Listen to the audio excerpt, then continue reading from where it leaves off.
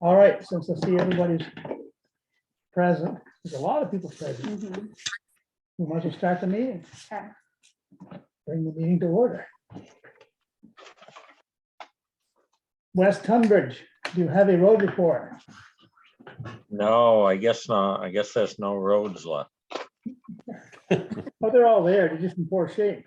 Oh, I haven't heard from Rodney since Saturday, but he's busy. Things were going all right mechanically. Just trying to keep up. Yep, The gentleman from the Black River Engineering came down and looked at the town garage, and I talked to him, and he wondered if we might, he said if we added on to our existing building, we'd have to bring our existing building up to current standards, which he thought might be a little job. And he was wondering if we built a new town garage and use the old town garage for coal storage. Instead of adding on to the existing town garage and building a shed for coal storage. He said we could probably get a Butler metal building or something like that. Wouldn't be horrible, but I don't know what horrible is. But he said if we wanted to pursue this, he would be glad to zoom into a meeting sometime and talk with all of us. And Rodney talked to Rita, and she said that we ought to be able to get some of this maybe on that ARPA money. I guess she was going to check into it. And when he was talking to her, she told him that we could get the recreation road paved up to the town garage with ARPA money. And Pikes was coming up last week to talk about the Stratford Road, and Rodney was going to have him give us a little estimate of what the town garage road would cost to pave. And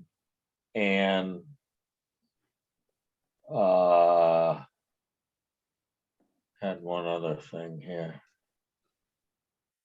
Oh, the 10-wheeler, the town truck. He talked to Freightliner again. They're estimating a year to get a truck, and 6 to 8 months to get a body and a plow at this time, and they don't see anything getting any better in the future. I talked to them down to Lucky's, and they're talking the same story on getting trucks. So Rodney's thinking that we ought to, if we want to get a new truck, we ought to get ordering it. And so I told him to get some prices on trucks, and he's gonna do that. And I guess that's it.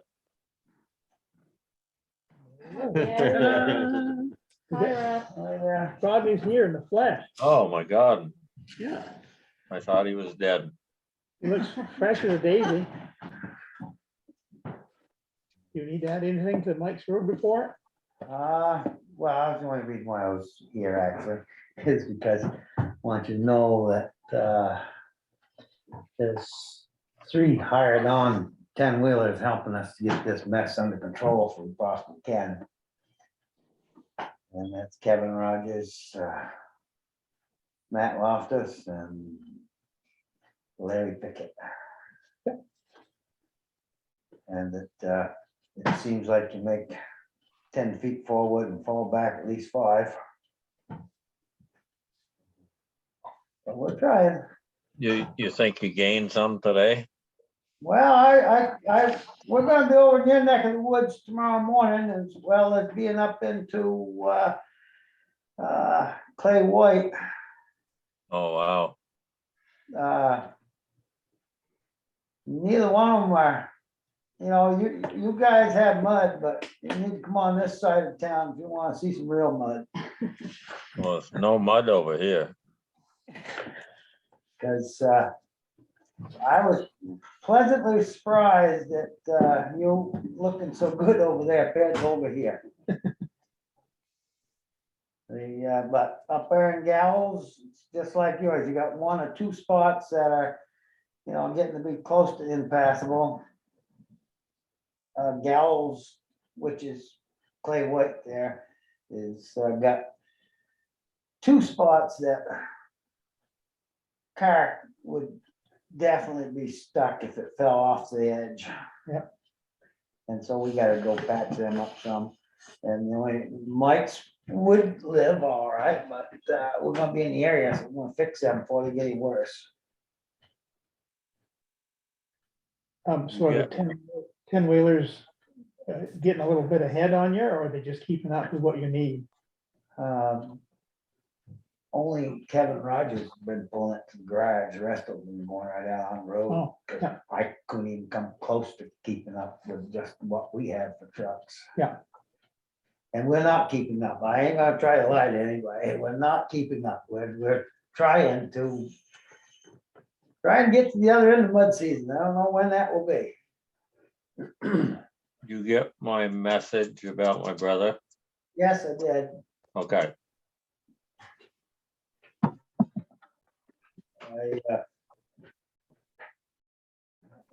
I don't know if it will fill in or not due to the fact that the hours he has to actually work, so I Yeah. really don't know. Yeah. But you tell him I appreciate him thinking of us. Yeah.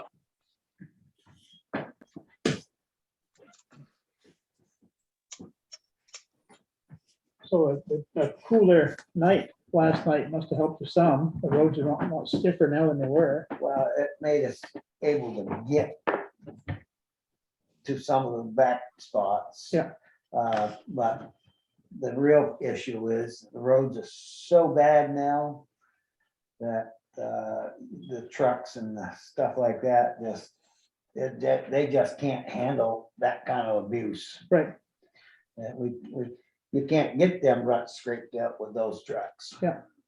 And so it's all greater work as far as getting rid of the ruts right this moment, because this afternoon didn't really thaw enough in most places to even think about trying to get it with the truck. Yeah. And so the grader has been going nonstop, but like this morning, he was chiseling off. It was chiseling off ruts that it was like playing in boulders, really. Well, he went up Monarch and back yesterday and it made it tremendously better. It's a lot better today than it was before he went yesterday, so every little bit helps. Well, we're trying, but there's a total disaster going on Bicknell Hill. That is just plain terrible there.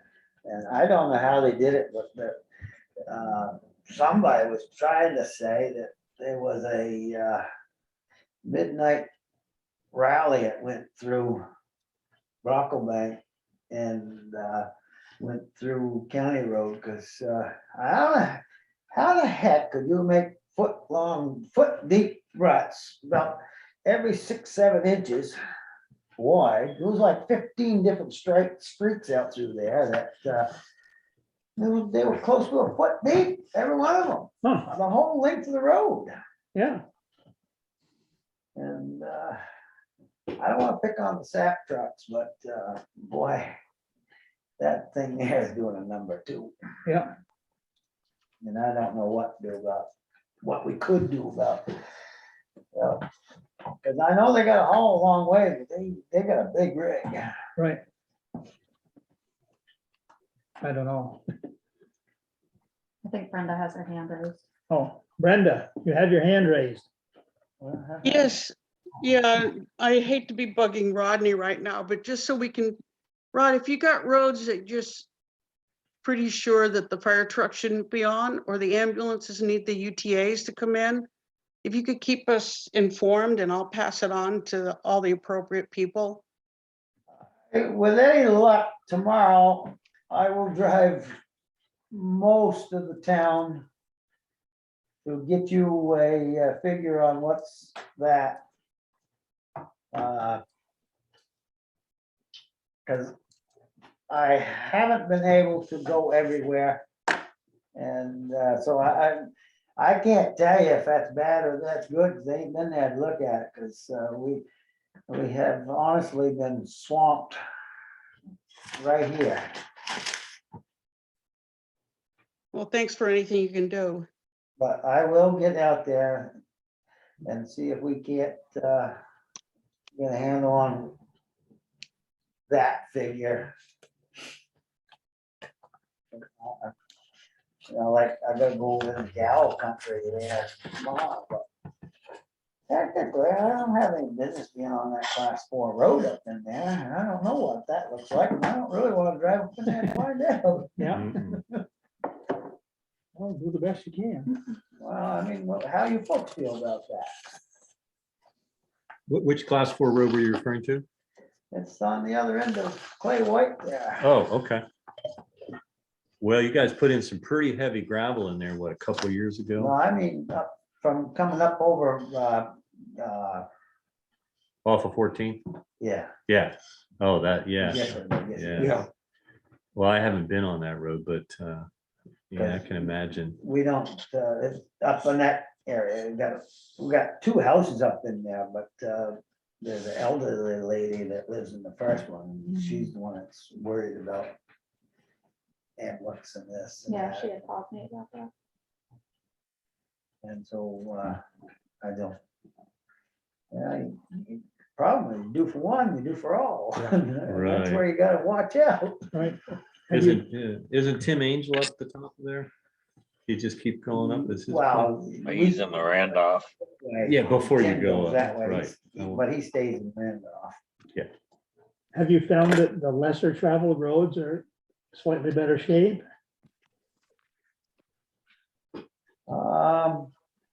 What I really find to be the biggest is the ones that've been thawing the longest are the best ones. Yeah. And the one that wasn't thawed at all, and then that heat wave came through, really just opened them right up. Yeah. Those are the ones that are taking it the hardest, but a lot of jigger is getting better, but a lot of jigger was in that, which is Button Hill. That was in that cold pocket all the way up through there too. Right. And now that's all broke, and that is a tough one. Every year, that's a tough one to try to seal up. Bird Strong said that Clay White is bad. She lives on Gifford Hill. Well, Rodney be there tomorrow.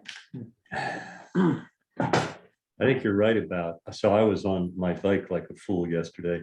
So Tunbridge and Royalton roads, and I could tell by just looking ahead, the areas that are in sunlight most of the day, that get that drying period even before this recent really bad. And then as soon as the shade came up, I could tell, the color of the road 200 yards away, just big time ruts. And of course, like your road, Falls Hill, a lot of that's in shade. Yeah. So that is behind in that sort of wicking and drying out period.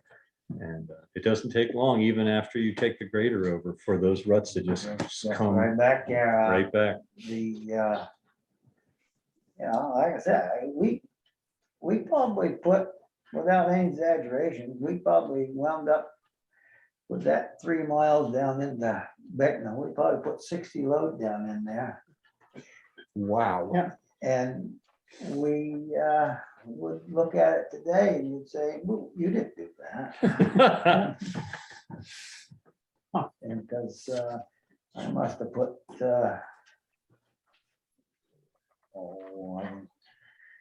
yes, I didn't cover too much of it, but I just hit the real bad spots.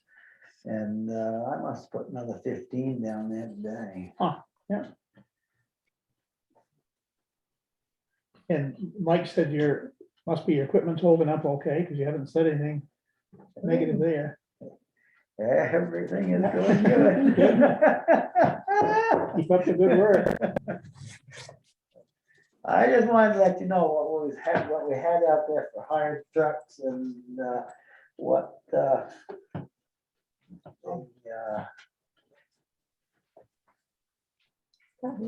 No, I see Todd has his hand up. I just wondered if No, anyone no, else. no, that was my Okay. cursor. Does anyone else in the audience have any questions, comments about the roads, as long as the road foreman's here?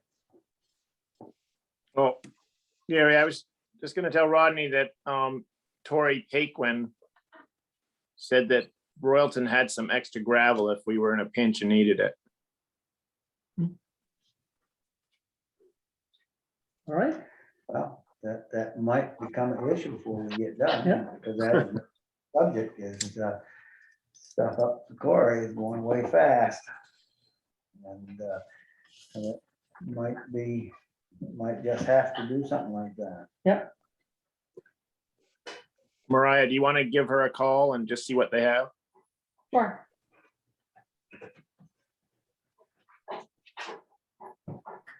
all right, any more updates, Rodney? Like in those mud holes right there, just headed up from the fire station there, we used regular sewer stone in those. And Yeah. that seemed to have been a tighter fix than using anything else. Yeah. Well, that worked good. So Whitney Hill got a lot of that yesterday to see if we could tighten it up. And that's about all I got today. I just wanted to let you all know that we're spending money over here. We don't have a problem with it. I haven't got the bill yet, so don't worry about it. Well, I just needed you to hear that. Yeah. Yeah, well, you keep plugging away as far as I'm concerned. Do All the best you right, can. well, if you ain't got nothing else, I'm going back. Yep, All right. get some rest. Hey, thank you, Rodney. Thanks, Rodney. The road fell in yet? I haven't dared to drive out there. Nobody's called, so I haven't been bothered. Paul's been doing a little amateur work. That's good. Good. I need all the help I can get this year. All right, next on the agenda for 6:10 is John Houston for a Tunbridge store update. Hello, John. Hi, how are you? Here's John. Good.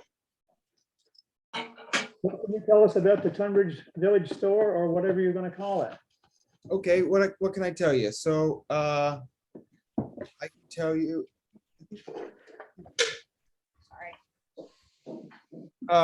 I can tell you that we're working on it. We're trying to figure out what and how we're going to run the store and what the best way to do that is going to be. And really focusing on starting off on the right foot at the beginning, and really focusing on making sure that it's of and for the community. And so I don't have a lot of answers right now. I have a whole lot of questions that I'm exploring and trying to figure it out so that way we can do this the right way.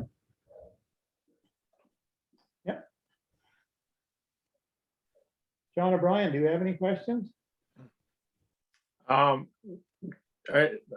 are your thoughts on usage, John? A general store or maybe multi-use building? So I'm thinking that right now I want to utilize the deli counter that's in there and maybe do some prepared foods. and also make it so that when you're on your way home, you can stop and get your beer and eggs if you forgot them. I don't know what kind of meal that would be, but I like beer and eggs for breakfast. well, sure. And I think that's what we're doing for dinner over here. So, and also making sure that, yeah, sorry, that prepared foods and some general store things, but recognizing that they're opening up the North Tunbridge store down the way, and that maybe we can offer something a little bit different. And really wanting to focus on and make sure that we know that that this is part of what's going on with the World Fair, and making sure and finding a way. I was just talking here on the side a little bit with Kathy Tarami about figuring out having a conversation with the Historical Society and recognizing that the store has been around for a long time. So how do we integrate all of that? How do we pay homage to the history of the store and of the town, while also opening a new chapter and servicing the community that's here today and tomorrow? Sounds great. Well, let us know, on the select board and in the community, John, if you need help or thoughts going forward. Well, great, thank you. I think in the not too distant future, I'm going to want to be sending out not a survey, but kind of a questionnaire of what people think they're looking for. So that way we don't just have a bunch of stuff collecting dust on the shelf, that it's things people actually want and need, and feel like it's serving the broader community in an appropriate way. So love some help with that. All right, Todd Tyson has a question. Hey, John, good to see you. I'm spying my little iPhone picture of you. I'm the town energy coordinator, and as you start to develop your plan, I've got a lot of energy. Okay, well, I'm talking, yeah, renewable energy. So if you have any questions or need some help in getting, I'm doing a lot of research on another project here for the town, along with Brenda Field and a couple of other people. If you need connections, energy, as far as possible solar panels, maybe an EV charging station, that would be an interesting integration of the old and the new. I have a lot of information and contacts and would love to sit down or at least communicate by way of email. So once again, my name is Todd Tyson, and we'll connect. I have your mailing address, but I don't have any other address. So maybe I'll drop you a postcard. Oh, great. Well, I have an email that might work, and I can post it here. I don't know if this is everybody here. I'll put my email address. So if people have other thoughts or questions that they want to ask me on the side and not right now, they can please feel free to email me any connections. And I am here, in the town of Tunbridge this week. So if anybody wants to stop by and meet, and I'm going to be in and out of the store quite often this week. So please feel free to stop in and say hello. All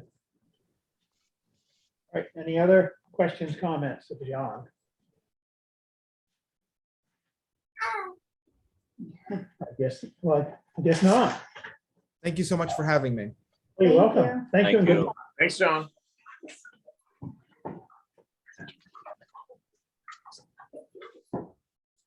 Collaborative Energy Group, Energy Power Audit, John Building.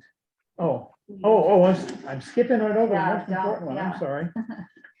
It says 6:30 legal trails. Yep. Look at that, we're ahead. So in your packet, we have a few different things. So we have a new letter from Nate Stearns, who I believe is on here. Just following up, I had emailed this to all of you when we had first got it, just discussing that we had talked about the Falls Hill Trail in January, and Yep. just wondering where we are with that. I did include some information from Willie's about what and how the procedure would be for a discontinuance, if that was chosen on. I don't know if you want to start there, and then we have a couple other topics of legal trails. Sure, I see Cal I think I saw Cal there. Yeah, he's here and so is Nate Stearns. They are both here. I guess I'll throw it up in the air. Cal or Nate can start first. And you guys can figure out who wants to go first. Maybe- Thank you. I'll jump in here. Thanks for talking with us tonight. Back in January, we had just broached the topic of Legal Trail 4, which is the trail that goes partway into Cal's property and then ends. And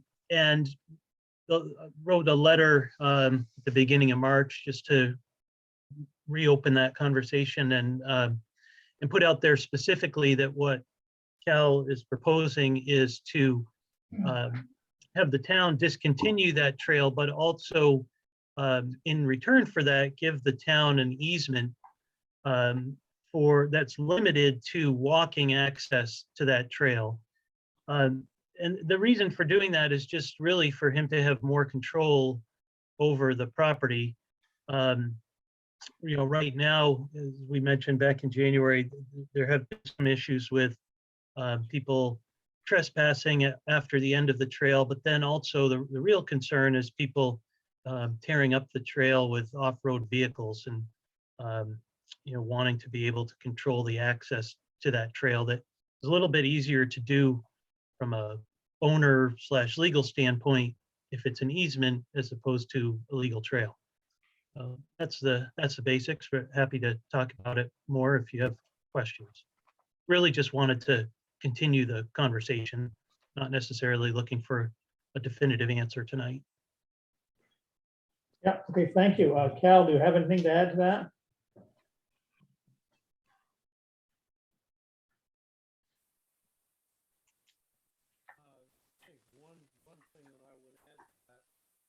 Oh, Cal, I think you're on mute.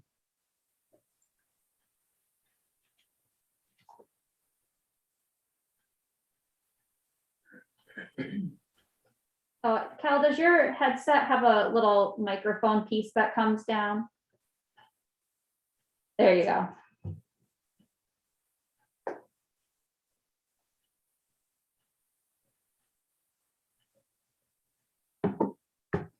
I don't think he's muted. How's that now? Oh, better. Okay, now you can hear me. Yeah.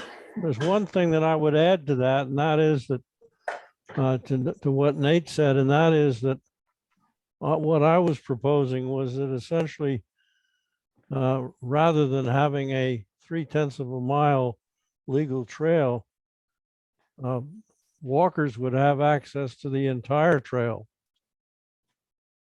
I don't know whether you've talked to my neighbor to the west who's posted his land, but I don't know what his feeling is on it.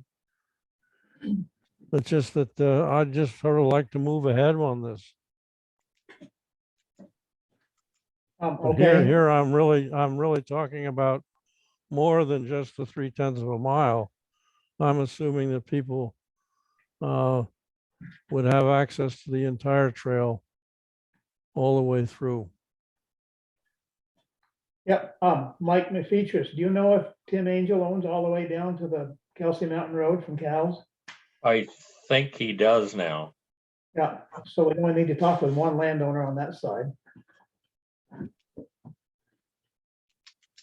Well, I know people like Sue Salter, that's the way she comes to town. Yeah. On foot. I guess I don't know what anybody else thinks, but I think we ought to proceed with at least investigating the process of what you're proposing. And we need to also be in contact with the Trails Committee, because they would be, I think, key in setting up a trail through all the property. So I guess my point is, like, I'm trying to say now, this will be a process that'll take a number of months, but I'm willing to forge down and go down that road. Yeah, I'll try to talk to Timmy sometime and see what his thoughts are. Okay. What about John O'Brien? What do you think? I just had a question for Nate and Cal, just, I'm sure they can be tailored probably any way you want to do it, but in general, are you thinking of an easement that, would be like a 99-year type thing, or just, if Cal passed that property on to his children, for example, would the easement go with it? I hadn't asked Cal that specific question, but I guess we can ask him right now. Cal, had you thought about that, whether it would be a permanent easement or limited? I think that's what we need to talk about. There are a whole bunch of questions. But I do have one of my kids, as you can see, she's being cute about it, not showing her face, but I have 4 kids. They are all part owners. I would assume that we're looking for a long-term arrangement with the town. Pretty much consistent with what I had assumed was the long-term arrangement anyway. So basically what I'm asking is that, we return to the good old days and let people walk it.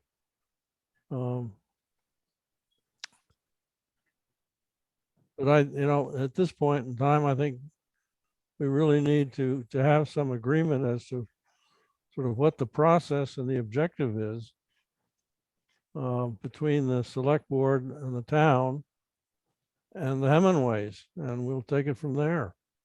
You're talking about just walking, would the snow machine trail still be open?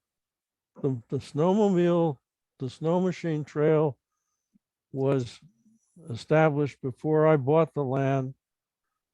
And I have a written agreement with them, which is honored to this day.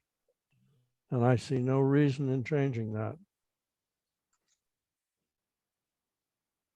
Does anyone else in the room or on the computer have any comments? I have a question. George White. I haven't walked that part of the trail in a long time, but it's wonderful to have that ability to go through there, and it's a beautiful trail. I've always heard that the actual town road does go all the way through, but then it just became in such bad shape in the last portion of it that people started walking through the field instead. Is that true? The field, you're talking about the field down by Falls Hill? Yeah, no. On the other side. I can't talk to that. Yeah. I know the one, the field on the other side is used by by Vast. And Yeah. they haven't been in there to do any maintenance in quite a few years. Right, yeah. I will say that based on our research, the public right-of-way, which is now the legal trail, goes from the sharp turn in Falls Hill Road just 3/10 of a mile up into the middle of Cal's property and then ends. And then there's no public right-of-way beyond that at least at the current time. Mike, how long is the Angels part of the trail if it was a continuous trail from Falls Hill to Kelsey Mountain? How long? Yeah, if the Hemingway side's 3/10 of a mile, is it? It's gotta be twice that, probably. Well, it's probably Roughly. not 3/10 of a mile, but something approaching that on, that's not part of the legal trail. It's on my land, plus whatever Brother Angel has. Right, So about a mile in all, it sounds like. yeah, roughly.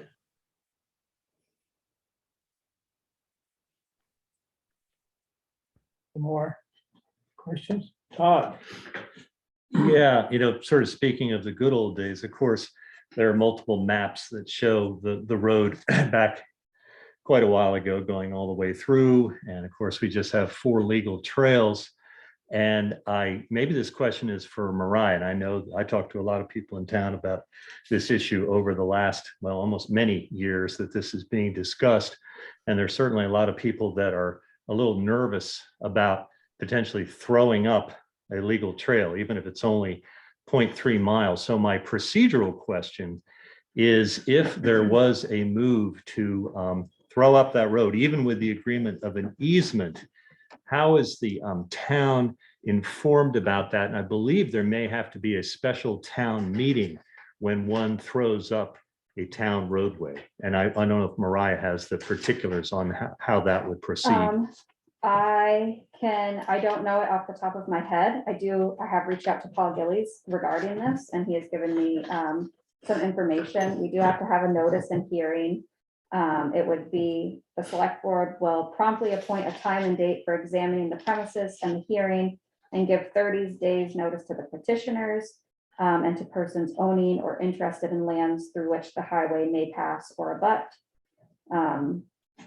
It would also give notice to any planning commissions, post a copy of the notice at the office and 3 other places, newspaper, all of that. And then we may discontinue a town highway after we do that. And the authority of the legislative body under the subsection shall extend to any town highway, regardless of whether the highway was originally laid out by the town, the former county court, the Supreme Court, et cetera, et cetera. I won't read through all of this and for you, but you are more than, I can give it to you and you're more than welcome to read Okay. it right now if you'd like. Okay, I'll glance through it. But I did do a little bit of research. But from what you've read, you don't see that to discontinue a legal trail or a different town road, that you would need to have a special town meeting? No, it would just be a select board meeting that would be posted. It would be a 30-day notice Okay. instead of 5 days. But, Gotcha. and we post it in the newspaper, but it doesn't have to be a Right. Public hearing. town meeting, yeah. Okay, thank you. All right, any more comments from anyone? All right, well, sounds to me like we need to do some more research on our end, and especially on our end. And we'll get back to you, Cal and Nate. Would you like me to have Paul Gillies come to our next meeting to discuss this further? Or do we We want to were wait? just trying to make life exciting for you through mud time, that's all. Okay, it's pretty boring. Would Paul Gillies zoom in? Yeah, Okay, yeah, I think that'd be great. okay. So we're gonna get Paul Gillies, the guy that knows everything about roads, to zoom to our next meeting. If he can, Yes, then maybe we'll get a little more straight from the horse's mouth information. And we'll be happy to return also by Zoom. Yeah, but we'll have Mariah Yeah. let you know, so you are Great. aware of it. Thank you very much. Sure, you're welcome. okay. That was number 1 for. In here as well, there was something from Jonathan Bicknell. I see that, yeah. Back in December, he had sent this to all of us and the planning commission. Just talking about. I'll just read it. Go ahead. Okay. During the last select board meeting, there was a request for the Trails Committee to engage with various groups about their vision for recreational use in Tunbridge. This seems like a promising next step. Prior to taking this step, I feel it is important to establish the longer-term structure for the Trails Committee and members. Please see the below requests. 1, establish the Trails Committee as a subcommittee of the Planning Commission. This structure will streamline decision-making, ensure engagement with other planning conversations, and reduce the burden for public meeting rules. Allow the current members to recommit, set term lengths, and add a 7th member. Number 2, confirm there is no change to the original charge. To make a policy or ordinance recommendation to the select board, understand seasonal issues and environmental impacts on the 4 trails, explore types and amount of current use for the 4 trails, develop communication strategies that support landowner and trail users, example, trail markers to keep users on trails, and increasing community dialogue. Consider trail reroutes that might and I don't know what that word is, John, but that might alleviate landowner and or environmental impacts. Identify sources of funding that can support recreational opportunities, including volunteers, and work with trails experts who can assist in whatever way is appropriate for committee needs. So that is what Jonathan is looking for, just as a direction of what you would like the Trails Committee to go in. Yes, sounds like a good idea. Jonathan here tonight? He is. Yep. I see him, yeah. Hey. Would you like to add anything to that, Jonathan? No, I didn't expect to be read, so it's great. Don't have to explain it. Yeah, so I think we obviously worked hard and as a group and provided a recommendation before everything started to freeze, right? And I knew this topic would come up again. I just wanted to make sure we, look at some of the structural side. So before we, it looks like it's going to be a group that works for the longer term, right? There's a lot of topics to cover, so I was hoping to address these requests. How many members do you have right now?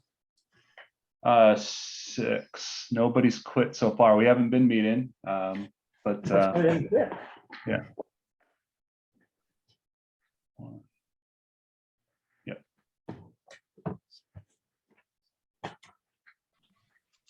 So you need basically a motion from us to make you a subcommittee of the planning Can I commission. ask a question first? Oh, just a second. Todd has a question. And that was great, Mariah. I didn't know if I heard whether the charge, it was listed by Jonathan's thorough thing there, also included that it would be up to the Trails Committee to post signage, to be in charge of saying when a trail was actually usable and when it was closed. Would that fall under their jurisdiction?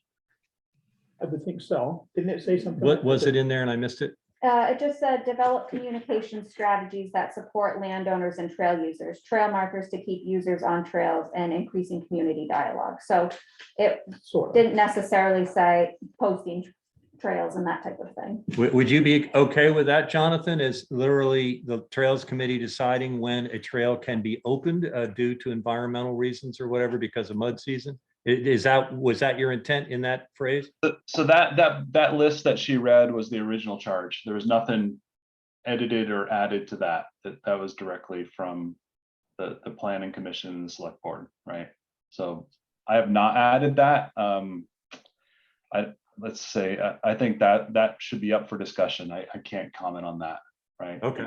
Because, Select Board obviously has responsibility for that, and we would need to have that direction. So.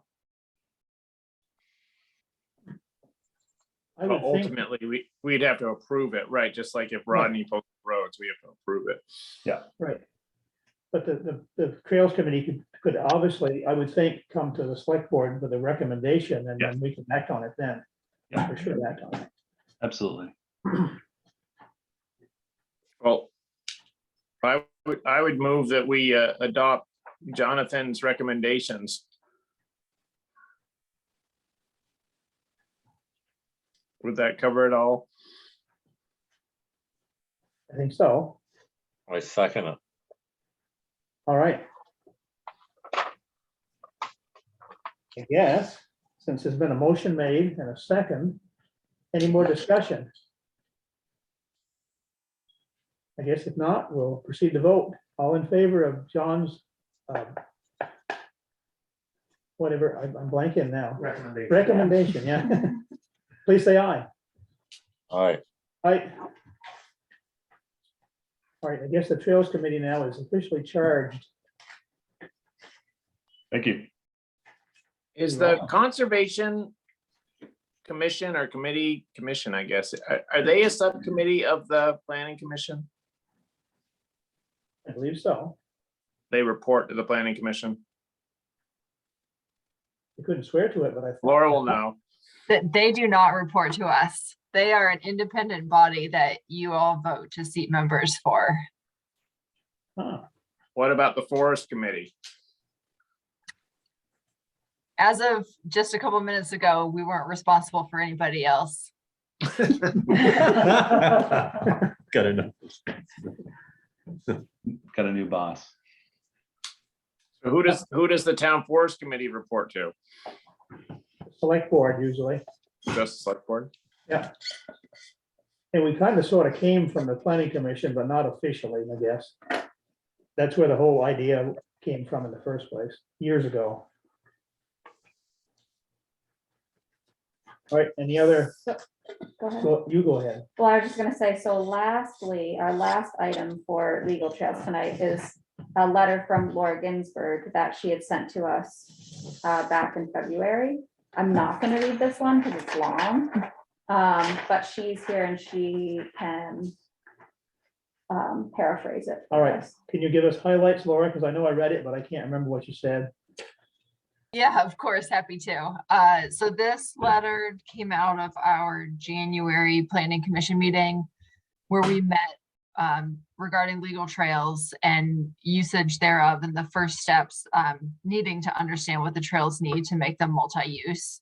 And this letter in particular is a request for your permission to conduct a resource assessment on Orchard Trail up on John Echeverria's property.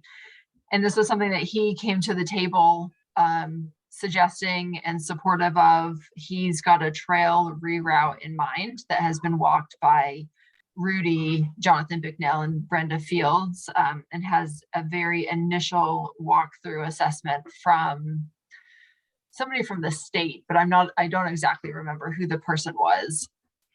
And the resource assessment, what that will allow us to do is to understand if a reroute is A, feasible, and B, what that would look like. There's a number of additional stream crossings, but the soils may be better, but we don't know for sure. The soils may be worse. It may be more expensive to put bridges over these stream crossings than upgrade the trail where it currently exists. And so this is a very initial, maybe not very initial, I'd say it's a formal first step in understanding what needs to happen to make this trail more functional, both for users and the landowner. So John Echeverria has offered to cover the cost of the assessment, which should give us an idea of how much it will cost and who we'll need to consult with to do trail improvements. And if that's the case, then we could use this assessment to apply for state or other funding and assistance to make this happen. So we wanted to put it to you to make sure that this was an acceptable course of events for us to take for John, not only to John Echeverria to pay for this resource assessment, but for us to use this as like the starting place to talk about the legal trails, modifications and renovations that need to happen. All right, thank you. Do you know, does someone from the state do the assessment? I believe that's true. I see Rudy's on, and he probably could say right top of mind who's going to do this. All right, Rudy, do you have an answer? I don't. I would assume that would be contracted to a provider. I don't believe it would be the state. Oh. I don't believe the state would be necessarily, they might be willing to offer a preliminary assessment, but they would not offer permitting assessment until that time came. And that would be a whole different ballgame. This is a preliminary resource assessment. So I would assume that it would be a private contractor of some sort. Yep.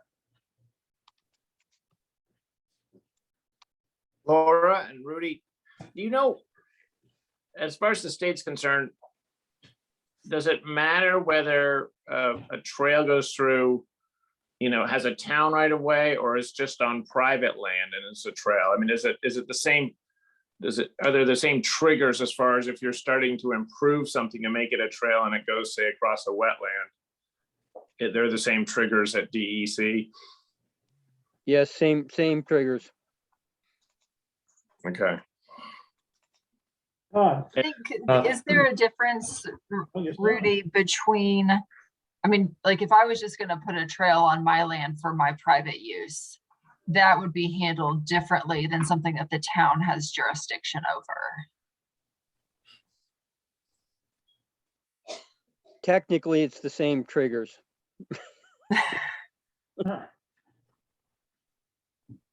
All right. Right. I'm a little concerned. I like some ways this discussion's going. Could I make a suggestion? And it's great that Professor Echeverria is willing to bear some of the costs, that either the select board or the planning commission would hire that assessment.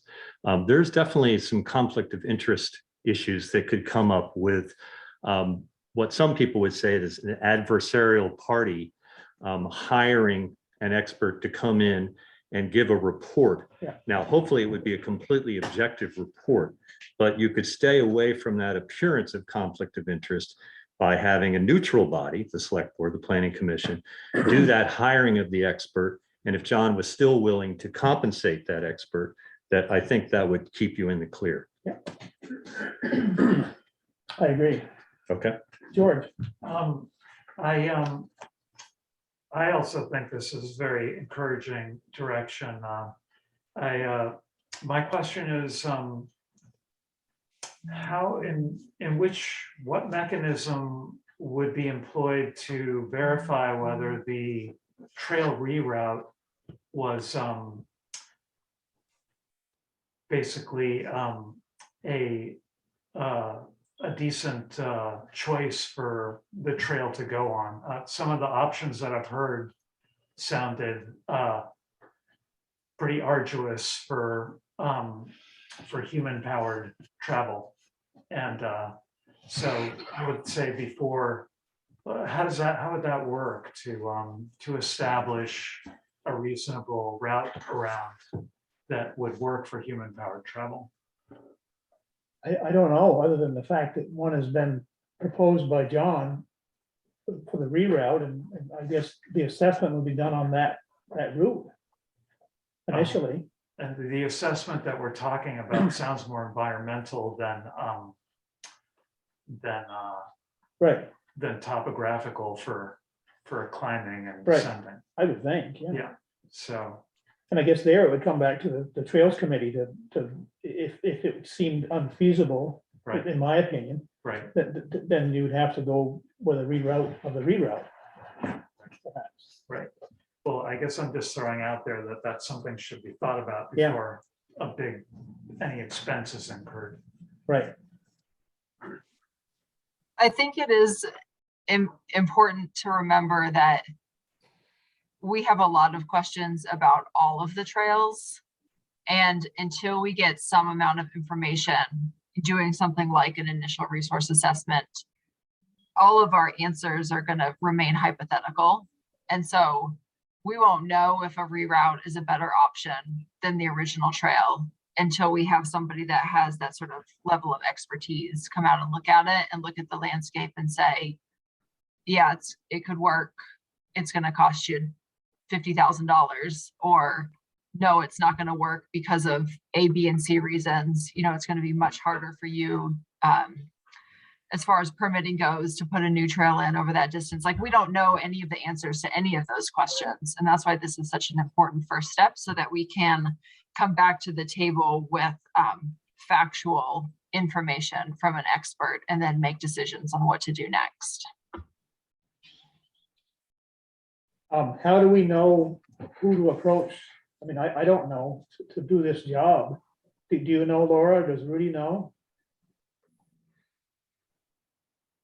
I have some sense of people that do this kind of stuff. John has hired one of the more prominent companies already to do the wetlands assessment that he had done on Orchard Road. Arrowwood Environmental is a fairly prominent organization that does this kind of work, but there are others out there as well. Honestly, when we submitted that letter, I gave some rough estimates that came from Arrowwood, and they made it very clear that if you don't have an idea of what you're assessing, they can help with that, but it's going to cost more if you're going to start guessing at different routes. So it's not cheap. Well, and I might add to that, I mean, at least the penciled trail comes across, my mother's land, and so certainly, I didn't see it as any more than just, here's a potential, alternative route, but once we get into landowners, I think we'd have to have buy-in from all the landowners before we'd even start studying the trail path.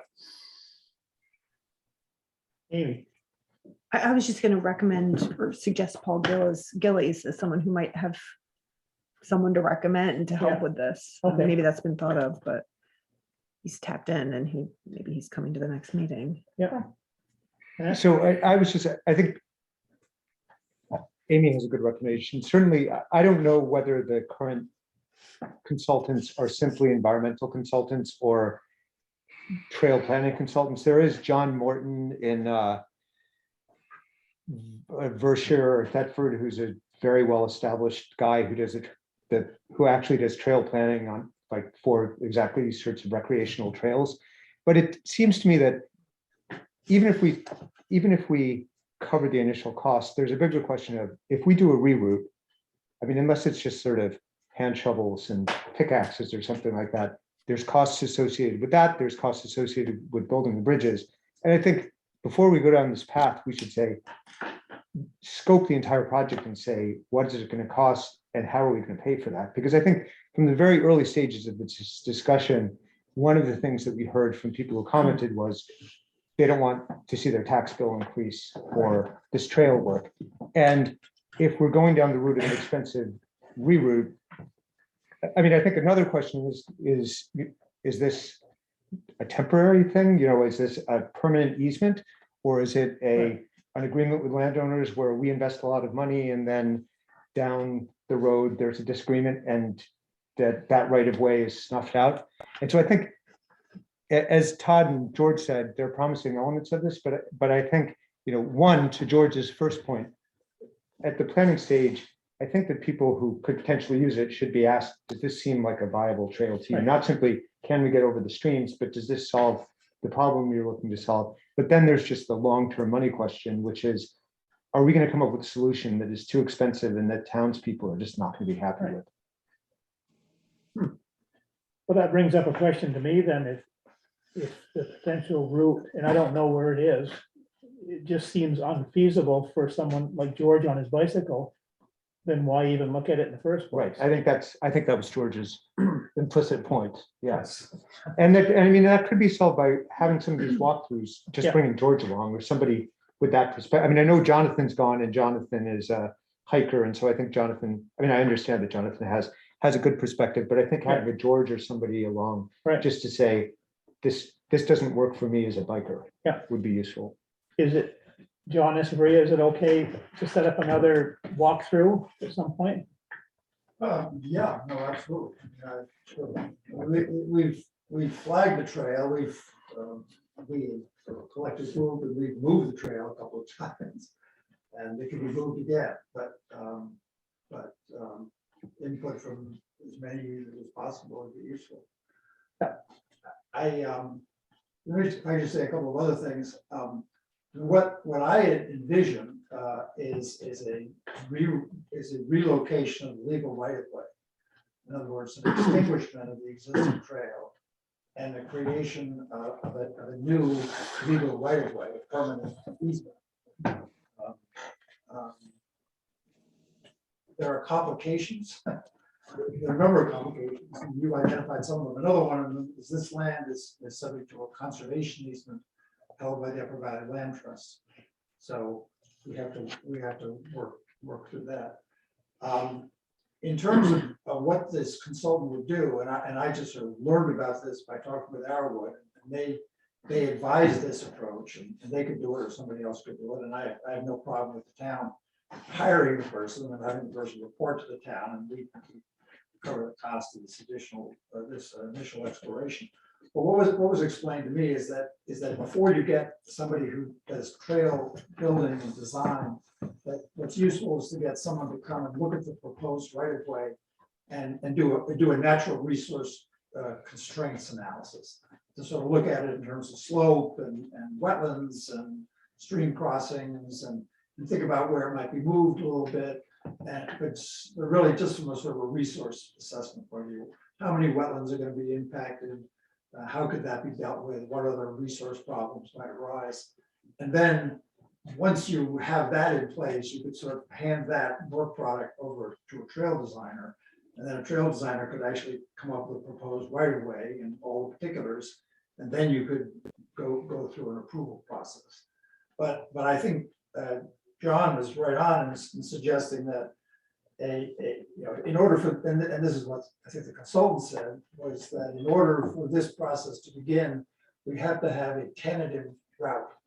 And that subject to change, but we have to have a flagged route, say this is what we're thinking about, this is our best guess now about where this trail should be. And then have the resource consultant come in and walk that trail and walk 50 yards on either side of that trail and do an assessment. But they need a determination, or they need our best guess of where we think we want the trail to go.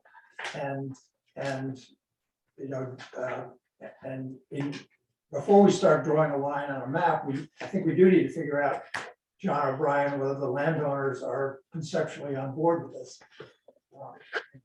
These landowners are, I think the O'Briens have to decide. I don't know what process that family goes through to decide. You have to decide before we draw a line on a map, whether you're agreeable in concept to that, and then we can move forward. But even if we go through this resource point of view and we get a trail design, there are going to be lots of other issues that have to be dealt with. And I can see the advantage of having a meeting and saying, we'll just make a list of all the problems, all the challenges, the budget to easement, to possible Act 250 review issues. I mean, all sorts of things. So we could make a long list, or we could do this idea of just drawing a line on a map, getting conceptual approval from the landowners for agreement and concept to do this through the natural resource assessment, then see where we go. I mean, if we're paying for it, it's costless to the town to go that far. I agree with you about a meeting at some point to just analyze with the data we have at hand, not next week or next month, but sometime, like when we get an idea, if the trail, like if you go through and say, yeah, this is not a bad place for a trail, and we could build a trail there, and then after all the environmental stuff is done, and then we can then think about the actual cost of building a trail versus leaving the trail as it is with restrictions or whatever we want with the current Orchard Road Trail. But I just think at some point, if it's gonna cost $100,000, for instance, to make a new trail, maybe that's not in the budget. I don't know that it will. I just want to be clear that everybody understands that we're not planning on blocking access to any part of the Dodge farm, including walking on the Orchard Trail. But if we're going to establish a new legal right of way, we want to throw up the Orchard Trail as a legal right of way. We intend to allow public access to it as we allow up the White Rock and so on and so forth. But we don't want to add a new, we got enough legal rights of way. Right. We don't want to add a new one. We want to take the current legal right of way and move it to a different location. And I'll just let you know, unless you convince me otherwise, I'm 100% against that. I don't feel that we should give up the right of way where it is now, but maybe someday I'll change my mind. Well, I'll just say that moving trails and moving highways and easements is, a daily activity. Well, not quite daily around here, Well, but it does it happen. happens on a routine basis all over the state and all over the country, and for a whole variety of reasons, it's convenient to do that. And Yep. We've gotten advice from Two Rivers that is sort of a self-evident solution to this conflict is to reroute the trail. And it's part of the charge of the Trails Committee. And sure. So But John, I think you yourself have argued against swapping easements, have you not? I mean, I think if one Googles your writing, you will find that you make a very compelling argument against swapping easements. yeah, totally different. No, exactly the same. No. Okay, anyway, thank you. Todd, So I want to go back to the pocketbook issues. And John, you may know the answer to this, and Paul Gillies may know the answer, and we're already getting quite a few questions for Paul. And that is particularly in this instance, and I thought all along that that was your objective, was to basically reroute, if this all went through, the legal trail would no longer be going through. So the existing legal trail would be totally up to you whether people can use it or not.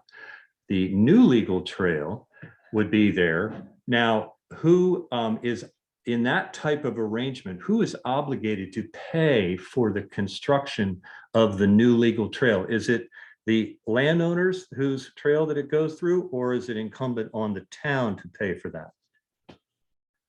I'm quite confident there are no rules governing that. No rules. So that would be subject to negotiation. So the town should be aware of who you're negotiating with. Yeah, no, I think the same thing as John, that we don't know. That's an unknown.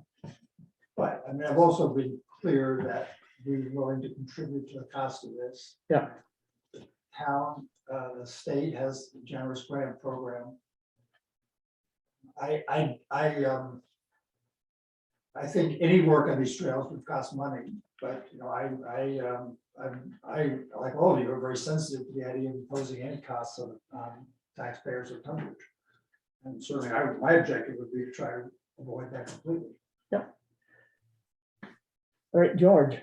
John, is your proposal that the potential new legal right of way, would there be any restrictions on that as far as travel? Would we be able to ride our bikes and horses and run or snowshoe or ski? Well, we'd have to figure that out. And we'd have to figure out what those are. Well, you're proposing an idea. I wonder what you had in mind. When you made Well, certainly what I had in mind is all sorts of pedestrian activities and bicycles, and you know, once we move it, you know, including the electric bicycles. Motorized vehicles are barred under the easement. Yeah. Covering the Dodge farm. Right. So I don't have the right to, I would not have the right to give the town under this trade. Right. Right to use motorized vehicles on the new trail. It's just sort of one of the constraints created by the easement. Yeah. So horses, you know, I don't like, we can talk about that. I'm not enthusiastic about the idea of sending, it would hopefully be a fairly narrow, interesting trail that would get pedestrian use and bicycle use. The idea of sending horses down there gives me the willies. And it's not, I don't know, we can talk about it. Yeah. Okay, that's clear enough. But, you know, this would be a public right of way, in which there would be public, you know, a public easement in which there would be established defined public rights. Those would not be subject to modification, restriction by the landowner, because they would be, Right. they would be defined public easement rights. Right. Exactly what we have with the current Orchard Road legal trail. And particularly the traditional non-motorized uses that have been there for decades. So just to be clear on the record, we're looking at something new that has lots of exploration, lots of potential expenses, when we actually already have a trail in existence that the Planning Commission and the Legal Trails Committee have worked extensively on to make recommendations to the Select Board as to how to mitigate some of the issues on all of the legal trails, whether they're water issues or access issues, warning people at times of year when not to use the trail, being very clear about this. So not necessarily a really direct swap as to what's happening, and particularly if it's pretty murky about what the uses of a future newly routed legal trail and who would be able to use it. Yeah. I can just briefly respond. I think you know the position we've taken with respect to maintenance of the trails and who has authority to maintain the trails. So I don't think that there's an established right to use and maintain the trails as you represent. Those are contested issues. My hope would be that if we came to an agreement, we could come to a firm understanding of what the public use, permitted public uses are, and that would be agreeable with the community. something we could support. And we would have a clear understanding with respect to this new right of way, of how maintenance is gonna occur. But, you know, there's a lot of advantages in terms of resolving conflicts and uncertainties with moving the trail. All right, we have a question from Laura. She has a little hand up. Thanks. Yeah, I just wanted to make sure that everybody that's in the room and on the call is clear that the Planning Commission does not, at this moment in time, have an opinion about the idea of swapping trails and the legal rights of way. This portion of information entered into our body of knowledge quite late in the process of developing the recommendation regarding the resource assessment to you. And the Planning Commission has not talked about it at all. And to my understanding, neither has the Trails Committee. So I would say that that is a pretty new piece of information for all of us. And we've not had time to really understand the legal or town obligations regarding what a trail swap would look like and what that would mean both for ownership, access, and continued long-term maintenance of that trail. All right, thank you. Any other comments from anyone, anywhere? I just had a question for John Echevarria, Gary. Yeah, go ahead. John, was your idea to, if there was a new legal trail on this alternate route, would the former Orchard Road then be conserved with an easement as a pedestrian trail? Not in law. Not in law. I mean, it would be, I think, relying on you that our boundary line runs down the middle of Orchard Trail, or we own a portion of Orchard Trail, you own a portion of Orchard Trail, and we share a portion of Orchard Trail. If the trail, the legal trail no longer existed, all of Orchard Trail that we own and any part of the Orchard Trail that we own would be subject to the conservation easement. There would be no public right of access. And our intention would be to manage it for the basically pedestrian and plus horses uses that we've allowed on the Dodge farm. But there would be no, and we would intend to continue to maintain Orchard Road for pedestrian use, so people could do the circle route. They could go to your farm, or they could go the circle route up to White Rock as on the in the trails book. But you know, our what we would seek to do is to remove there would be no legal public right of way. That public right of way would be moved from its present location to a new trail, which is actually longer than the trail it replaces. Okay, so it wouldn't be the same as what Cal Hemingway was proposing on Falls Hill Legal Trail. Yeah, no, it's a different, it's just, you know, we're doing something different. Yeah, yes, different approach with different trails. Yeah, okay. All right, any more questions, comments, suggestions? All right, seeing none. We don't need to make any motions or anything like that, I don't think. Well, did we Okay. need to make one to allow the Planning Commission or Trails Committee to hire? Oh, for we the- probably, You know what I'm saying? someone should. Yeah, Who wants to be in charge of hiring the environmental people to do the assessment? I believe that the Planning Commission has no authority to hire on behalf of the town. All right, so I guess it's up to the select board, and I don't know who to hire, so we could take suggestions from anyone, anywhere.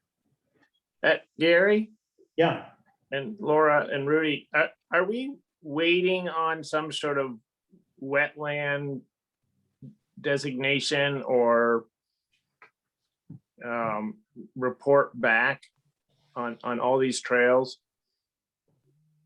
There was a preliminary report that came from Elijah Schumacher, who is a wetlands ecologist with the Wetlands Department. It was not a highly formal report, and it was suggested in that it be revisited during the spring and summer when plants were out, because it's easier to assess, get some idea of wetlands in particular with plants in leaf. There's a lot of Now it's- stuff they can pick up visually with the plants that are growing. Rudy, is that something that's going to continue on, or do we need to come up with a budget for that? I do not believe they were discussing charging for that visit. Elijah made it sound like he would come back again, either he or Julie Follensby, when plants were out. Was my impression, unless I misunderstood it, but I can follow up on that. That would be great. And I mean, I think as the select board, we'd love to hear, hear the 4 legal trails, where the nexus is with wetlands, what's there. And it sounds like if we do no improvements, it's not really a problem to have pedestrian trails on them. But as soon as we start to do improvements, then you start running into permitting, and it'd be great for the select board to sort of understand where that line is crossed on each of the 4 trails.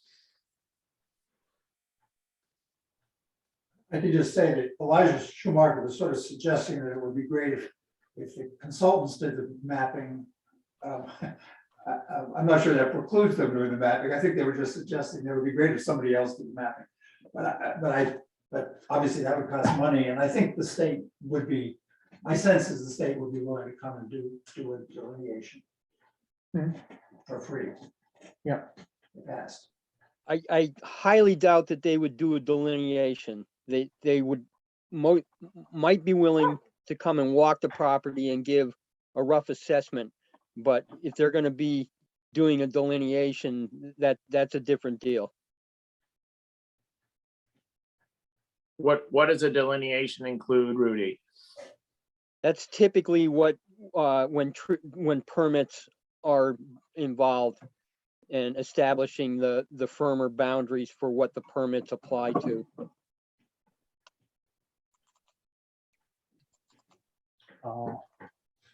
Typically that involves soil samples as well as assessing the hydrology and the plant community. So once they start digging soil samples, it becomes a very different ballgame. Yep. Rudy, do you have, you mentioned earlier some company, business, whatever, that could do the ecological survey or whatever it's called. Do you have anybody to suggest? The firm that John hired to do the preliminary wetlands assessment on Orchard Road is Arrowwood Environmental. They're out of Huntington, and they do a lot of stuff around the state with permitting processes, and so they're one of the more prominent, but there certainly are others out there as well. Do you have any idea who the others are? I mean, just so we could send out. Boy, I could develop a list pretty quickly. I'm okay. Off the top of my head, I'm drawing a blank right now. Okay, I don't know why we couldn't just make a motion, someone make a motion to hire someone. And then we could, when you get us that information, we can kind of figure out who we want to hire. Jerry, why don't we have Rudy develop a list? My commitment to reimburse goes up to a certain level. Oh, okay. I think it was 3,500 to 4,000 was the estimate of the cost of this. Okay. Okay. From that ballpark. Okay. John O'Brien, what did you say? I missed it completely. I was just saying we should maybe have Rudy develop a list, and then, if they're anything sort of what Mike's been doing with the town garage, I would think they'd all, maybe zoom in on a meeting and let us know sort of what to expect financially and, you know, what services we get from that. Okay, if we could maybe set that up for next meeting, if we could get all that information. Seems like we could get it done in the next 2 weeks. All right, so we have a plan. So I guess we don't need the motion tonight. We just need to get more information for next meeting. John, And I'll, not this week or next probably, but let's do a walk. And I'll put out an email and we'll invite whoever wants to come to walk the flag trail we have now and suggest ways it can be improved. okay, I'll sit with that, George. And I can be there anytime. Seems like we've lost enough snow, so fairly soon we could do a decent walk. If we could drive in, it would be fine. Yeah, we can walk all the way.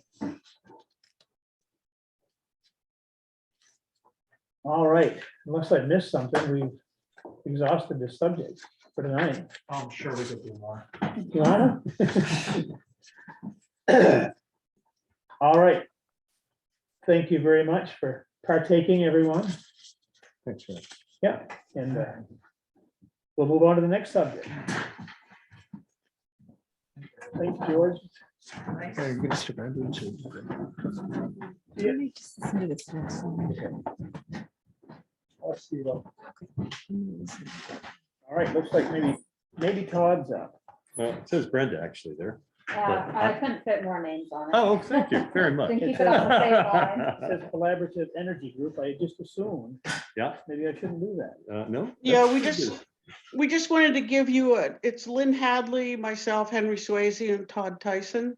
Yeah. I've been looking into emergency power for the town hall and the town office, in case we ever needed it. So Yes. we just want to give you a brief update of where we're at, we've started looking into things. Lynn Hadley had to leave due to time. For me, I found out that, we're in a historic area, so I'm trying to get hold of historic people to tell me what we can and can't do if we do solar on the building. We've had George White has looked at the building briefly. I've also been advised by the state that we probably need to have an engineer, a building engineer, sooner than later to even think of putting solar panels on that. And they said it's kind of tough if you don't have that engineer and you get partway through the project, they come in, these are public buildings, they stress that. This is a public building. Are you talking about the town hall? Yes. Yeah, yes. okay. So George thought that there was a decent structure in there, but the state fire marshal's office highly suggested that we have to get an engineer, a building engineer's report that we work on this from. I've started to look into the mysterious where the water comes from down on the fairgrounds. Yeah. And I still am going to do the side project of trying to get a price of a propane generator. Yeah.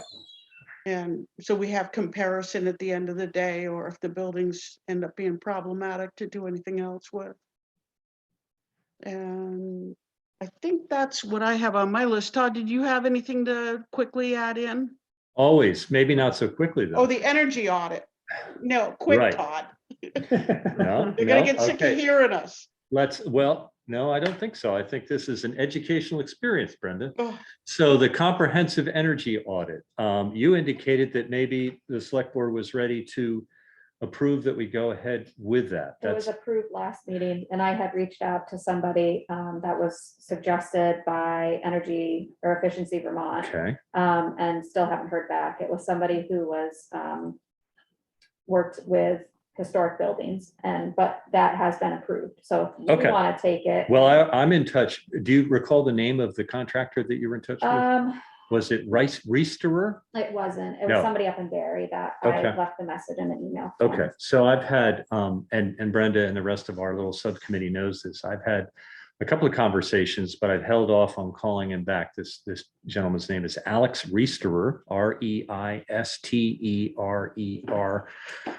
All of these contractors that are certified to come in and do comprehensive energy audits and potentially contracted work coming out of that are vetted by Efficiency Vermont. So much like the person you were getting a hold of, he is vetted, and he comes actually recommended by a solar installer. I believe I got the name from Integrity Energy's Amos Post.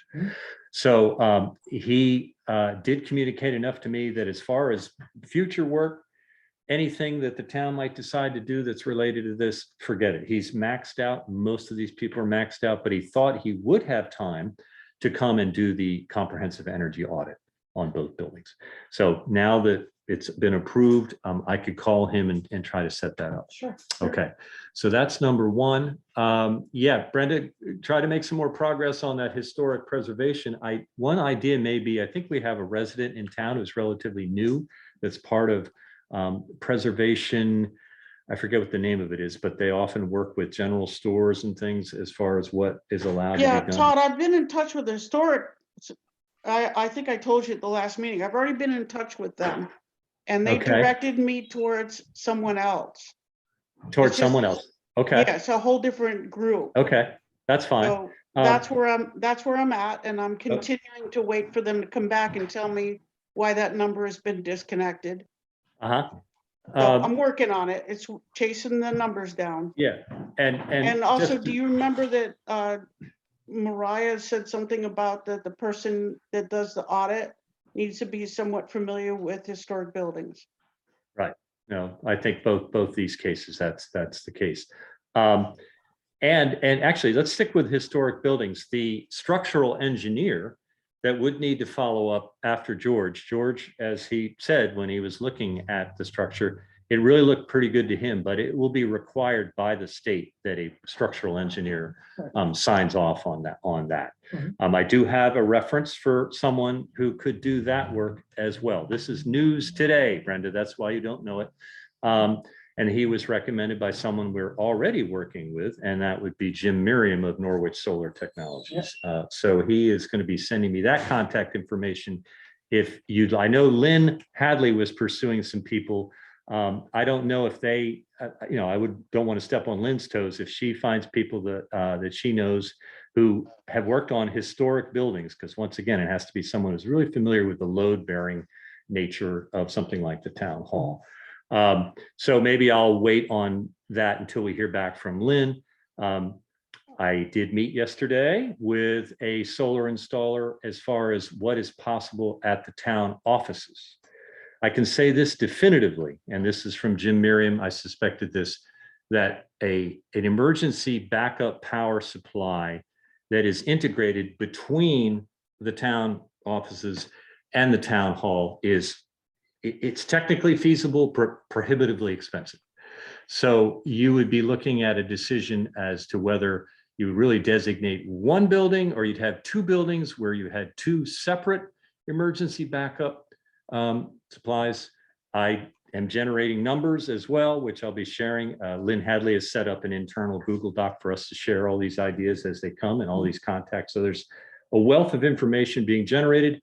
Henry Swayze and I have been on energy and renewable energy for decades. We also have someone who is going to volunteer his time. Also news to you, Brenda, but not news to Lynn Hadley. Steve Strong, who now lives full-time here in the town of Tunbridge, is willing to lend his consulting services free of charge. So that's a real benefit to us. I know that ARPA funds are also available to cover if at some point there's numbers to look at and say, we want to do this part of it or that part of it, or stage one, or however it is. ARPA funds have now, the definition of them is such that all of what we're looking into could be covered by ARPA funds. I wouldn't recommend that right now, in that there's legislation and a couple of bills, I think, likely that may be passed and signed by the governor. And one of them is called the Municipal Resilience Energy Act. If that is passed in May, when they normally wrap up, I think some funds and grant opportunities for exactly what we're trying to do could become available to the town of Tunbridge. So that's just a little bit of an add-on, Brenda. I hope I didn't take too long. You did good, Todd. Yeah, Thank you. Good job. That sounds like you guys have been pretty busy. Pretty busy. We meet weekly. Brenda set up a weekly meeting that we have. Does Brenda make cookies for you or anything? No, She's an excellent cook. where are the cookies? I don't know. I guess I just have been doing more sap than anything else lately. Yeah. Looking at spigots. Yeah, Spigots. all right. Todd? Thank you very much. Oh, John's got a question. Yeah, just Todd and Brenda, what is your sort of big picture thinking here on, the solar installations on the roof as far as backup goes? I mean, does this sort of start at net metering, or do they all just go in, to batteries, backup batteries for emergencies? Yeah. We were talking about it, having backup batteries. So it'd go, if I've got this right, Todd, it'd go into the system, but we also have backup batteries that kept up to snuff. Yeah. And if we had an emergency, if we plan on something that's 3 hours to 3 days to 2 weeks, I figure that fits probably most anything we can think of in town, generally speaking. And what I would hope is, even if we had like a wind shear, I think there's some local stuff that's happened, wind shears that have put a town down for 2 weeks, where they had to cook and take care of people and send out meals. The sun does come back out, even though the trees haven't been removed. So we could replenish those batteries. So they're charged and ready to go all the time, essentially. That's what we're looking into. Yeah, Okay. the term, John, is, well, one of the terms is bimodal. So in other words, the system is set up so that it operates 24/7, 365 days a year, feeds power into the grid that would be used by town buildings, obviously, but that it has an automatic switchover in the event of a power outage. Your backup batteries, which have been sized for the amount of projected usage, particularly in an emergency situation where the town hall currently, I think, is around 1,500 kilowatt hours. Those are 2021 figures. I've asked Becky to generate pre-COVID 2019 figures for the electric bills for the town office and the town hall. That'll give us a better idea of sizing, so that it would be a benefit to the town all the time, not just in the event of an emergency. And if everything went through as far as permission to use the town hall roof, and Jim Merriam concurred that it would be prudent maybe to put as many panels, if affordable, if the funding was there, beyond what would only be needed for the emergency backup. There's a lot more information coming in, but I'm feeling pretty good. One sort of individual comment, this doesn't necessarily reflect the 3 other members on the committee. I would, unless there's some really big rush, I would highly not recommend adding any more propane or fossil fuel powered usages when this opportunity, particularly with where we are with ARPA and with some of these possible grants coming up, that I don't think we should rush into that. But that's just mine. That's not the view of any of the other 3 people, unless Henry's on there and wants to make a comment. I don't see Henry. No, he was there earlier, but he may have left. So I was just wondering then, when we start thinking of alternatives, Todd, back to your idea of a decade ago of, would you look at, a solar array on a field by the town garage and then do the same thing there? You could have, go to batteries at the town garage and the town hall and town offices, as far as bang for our buck, or do you do some sort of solar array either on the roof or by the garage in a field, and then have Kohler, gas power generators? I mean, all these things are in play, or have you already ruled some out? Well, they're all available. I think the technology is changing quickly, particularly in battery development. I don't know about whether Rodney would say, oh yeah, we got to have battery backup. We need to, if we go off grid for a couple of days, the garage is in big trouble. I don't know about whether that would be considered an expense. But I'm glad you brought that up. That just to remind folks that may not have been part of that discussion, and it probably was 10 years ago. And drawings were built, actually it's done by the same company in Belknap. And I don't know if you got the word that the PUC did approve, sign off on the project. Got that? Yeah. So that sort of initial thing was a 30 kilowatt array, pole mounted out in a space that was seemingly available at that time. But some attention could be paid now with changing. I think you started off by talking about some of the changes that might happen to the town garage building. I don't know if it's a new building or just an add-on or how that's. We don't know yet. Yeah, but in the design of that, you may want to keep in mind what is that, if there's a new roof or there's some reconfiguration, where is that roof facing? Because, and if it's structurally sound, that should definitely be paid attention. You're already spending money on that. Why wouldn't you have a strong enough roof that was facing south to be able to handle, even if you weren't going to put them up there right away? Right. So definitely keep that town garage Absolutely, yeah. in mind. Yep. Yep, great idea. All right, any other comments?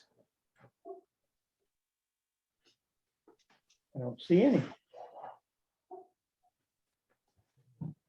I guess you guys, I think you're doing a great job, and you need to keep forging ahead. Oh, every day. Yeah. It's almost every day. There's been something. I enjoy it. You can tell. Yeah. I'll be working on those cookies. Good. I'm in. She makes them just like Pepperidge Farm. They taste just the same. Nice. Yeah, they even come in a similar package. All right, thank you very much, I guess. No other comments or no action items or anything, we'll just move along. The draft town meeting warning. So you can't. So it's tricky. You can't technically approve it until April 12th. But I also need to get it to the auditors prior to April 12th for the printing. Can we approve the draft? Sure. Which is in there. Have you fellas, both John and Mike, got a copy of the draft? No. You're about to get one, I bet. Yeah, hang on.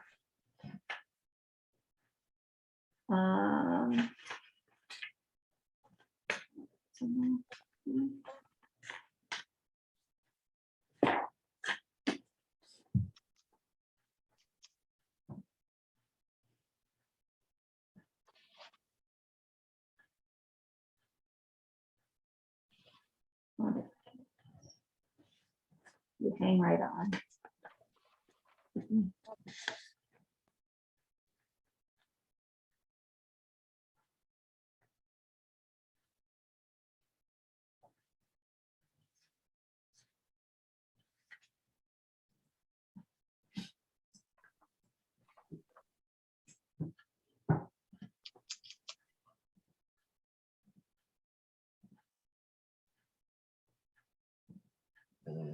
Right. Yes. The draft, did you just sort of, is it just sort of the way it's always been every year? Yeah.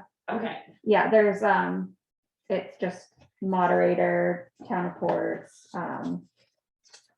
property taxes, then the budget, the volunteer fire department, appropriations.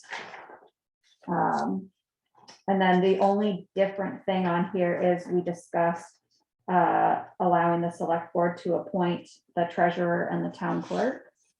That's the only other difference on there. And then there is just creating a surplus fund or moving surplus funds to a capital fund and a garage fund.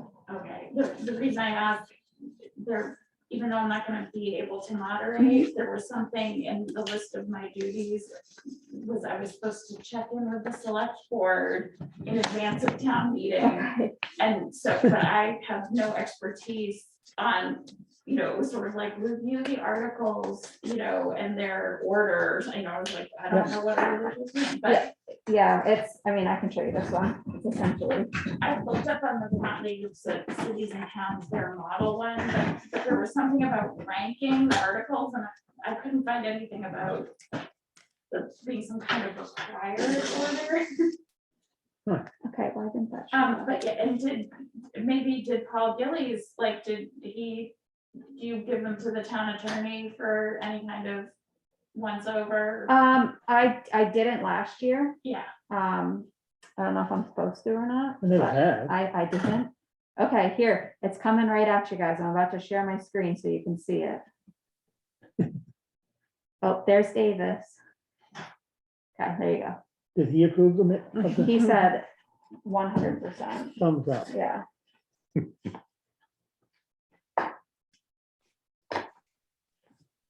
He wanted something with trains, I think.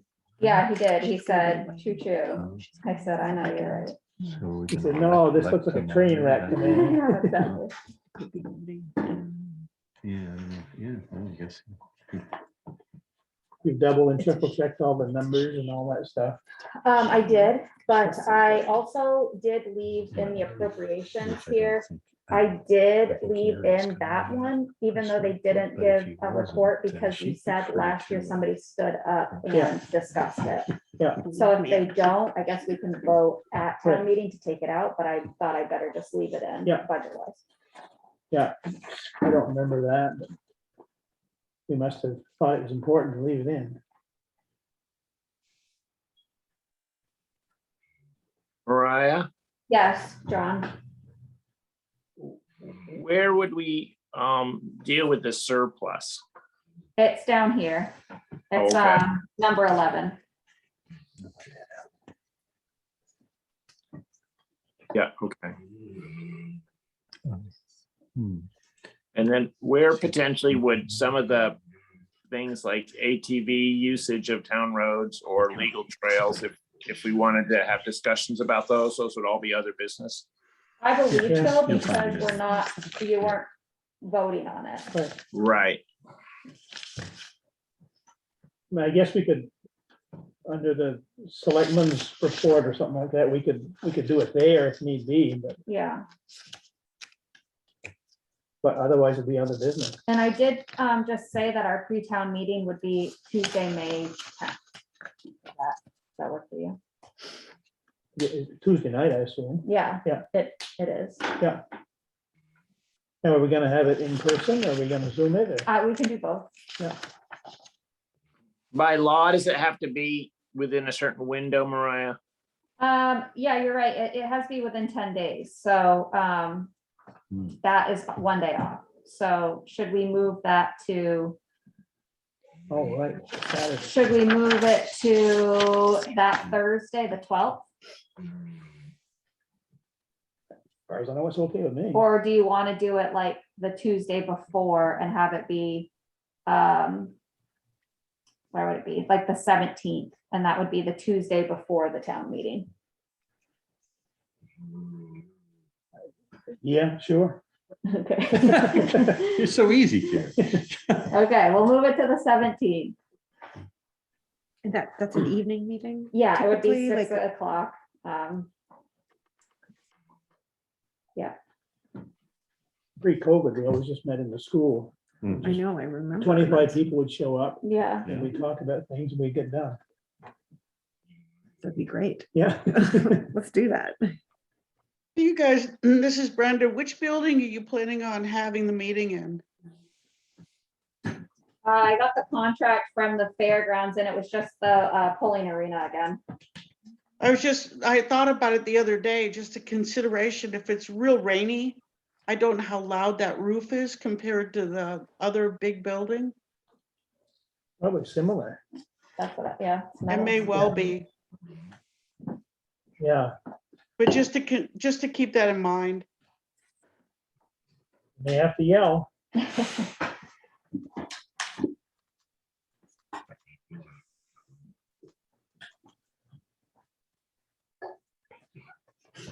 Yeah, thank you for coming in. Thank Thank you, you. Todd.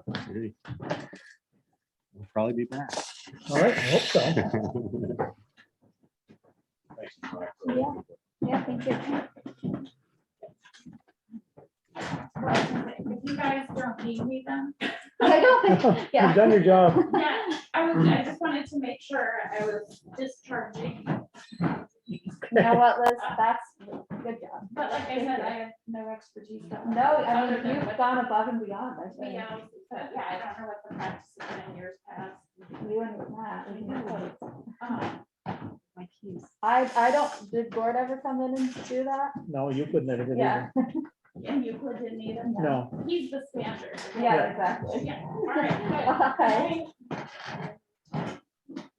Is this right, 2017? Yes. Yeah. That was when you could register to vote online and in person. I didn't realize it was that long ago. Many moons. Yeah. Yes. Do you guys, do you need to keep looking at this? Or are you all set? You want me to exit out of it?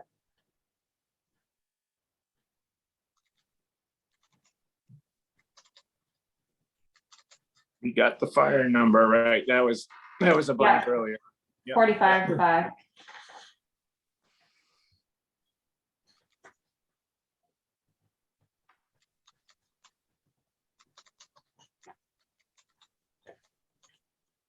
Looks good to me. Okay.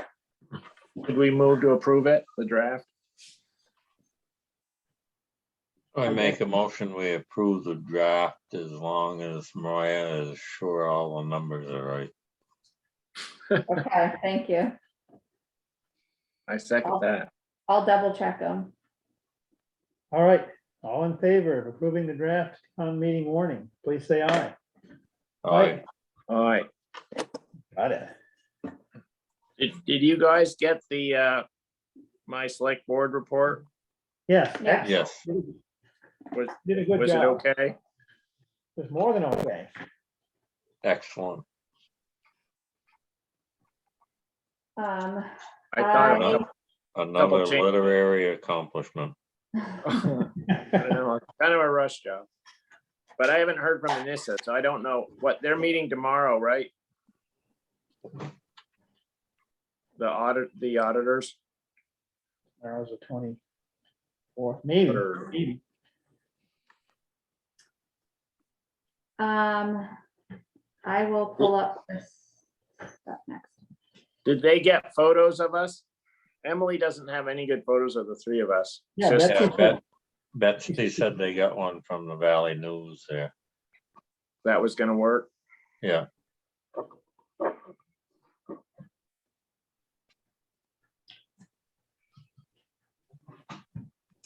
What about our administrative assistant? Oh, there's pictures of me. oh, you done any more Selfie. on assistant town clerk? Yes, so I listed, can you still hear me even though I'm on here? Can you see me still? I listed it on Indeed and I got two more candidates. One is Bonnie McCrillis, and then the other is Patty Swan from Chelsea. I don't know Patty Swan, I know Bonnie. So I'm interviewing both of them next week. Yep. Good. Because we're getting close to the, Close to all time. oh, gosh.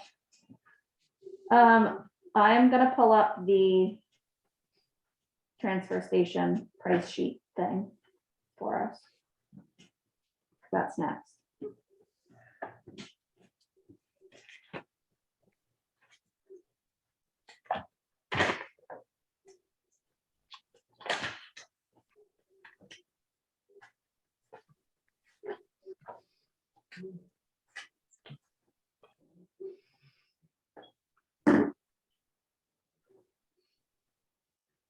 Did I do this? Is it this one?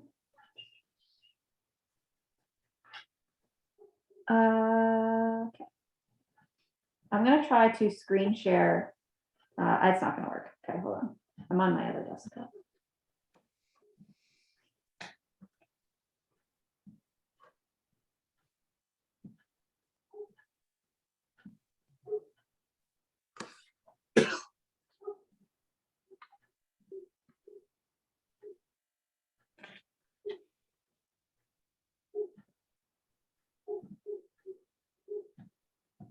Why isn't this, what's happening? Okay. Share screen. Okay, here's my transfer station policy based off of what we discussed the other day regarding not charging for recycling, not limiting recycling, keeping our trash prices the same, but discussing what's acceptable for recycling, food scraps, what we do accept for bulky items, and the cost, which we decided was $10 per item, and then what was not accepted. So this is the policy I came up with based off of that. Oh, and I wrote down, and I didn't bring it, I heard it on the radio, I think it was. A place like a website you could go to find places where you could take things like this art. Oh, It was like you could just Google it and then they would tell you your closest one. oh, nice. And I just thought it was pretty neat. So if I think of that, I'll Yeah. bring it in. I've probably thrown it away by now. We could probably have Jeff Hansen do like a hyperlink too to that document, Gary, so somebody on the website could Right. go right to it.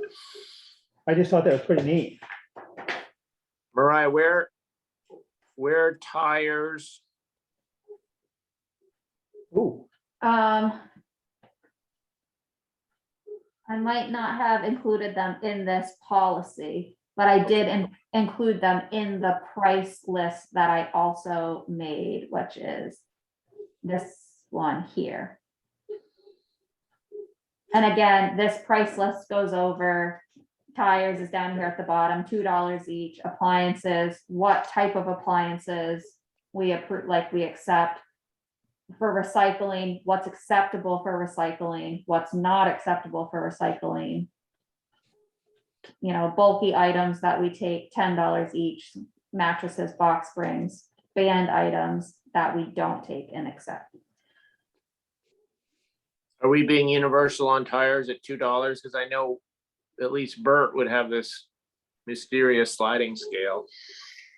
There was other places that did have, like, that were a lot more expensive when we were looking at them last time. It was like $7 without the rim and $14 with the rim, but Yeah, did we want to increase that or did we want to keep it the same so people didn't throw them over the bank?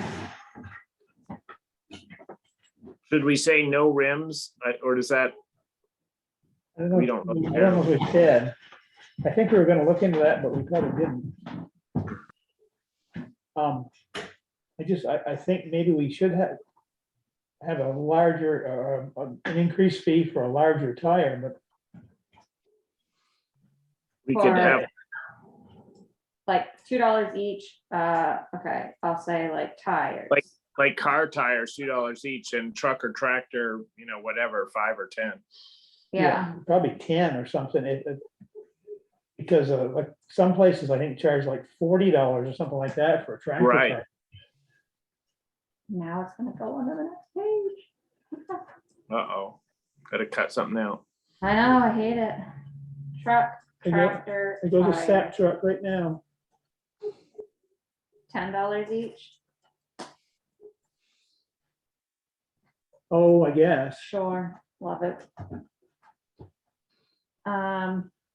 Gosh, Does it Trouble with say that- something about commercial usage not being encouraged? I didn't on the price list, but we can put it on the policy somewhere, like we can put Yeah. it up here at the top. Probably a good idea.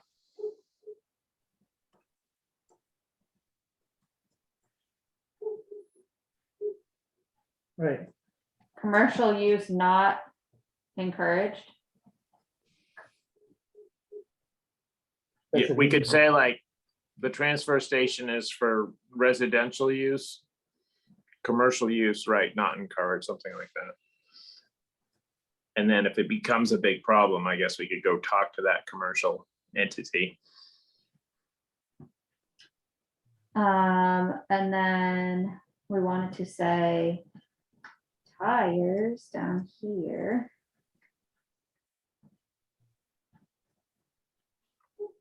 we might want to put on at the bottom too, Mariah, something about, policy is have to change, to reflect prices and I don't know what, but, just to give us a flexibility to sort of keep up with Central Vermont's guidelines or people's trash habits. So you want me to say right here, this policy? What do you want me to say?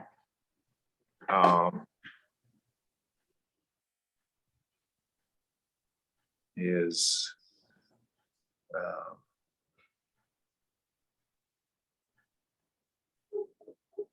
what's the word?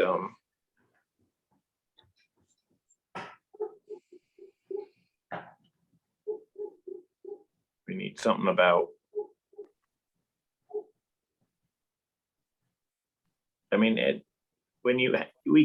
policies don't need hearings and things like that, right? We can just make them up on the fly. Yeah, you could just adopt this tonight and it would be what it was. We didn't have to have a meeting special and all of that like we do an ordinance. What could be subject to revision? Yeah, subject, that's the word I was thinking of, Gary. Subject to revision.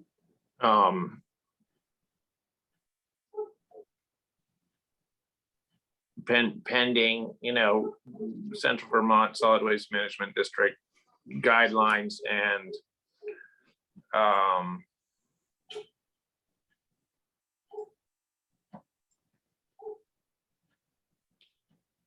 what else should we put in? Like state statutes? I don't know. What? Yeah, I guess. Sure.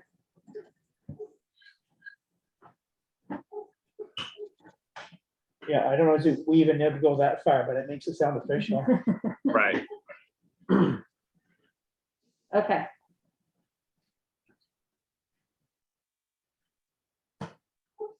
Well, especially since we can revise this thing whenever we want. Right. Let's just Right, yeah. adopt it tonight, because I think that's a really good start.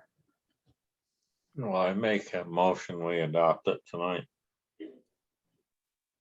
The price list and the policy. Yeah, I second that. Okay. All right, all in favor, say aye. You have 2021 there. Oh, geez.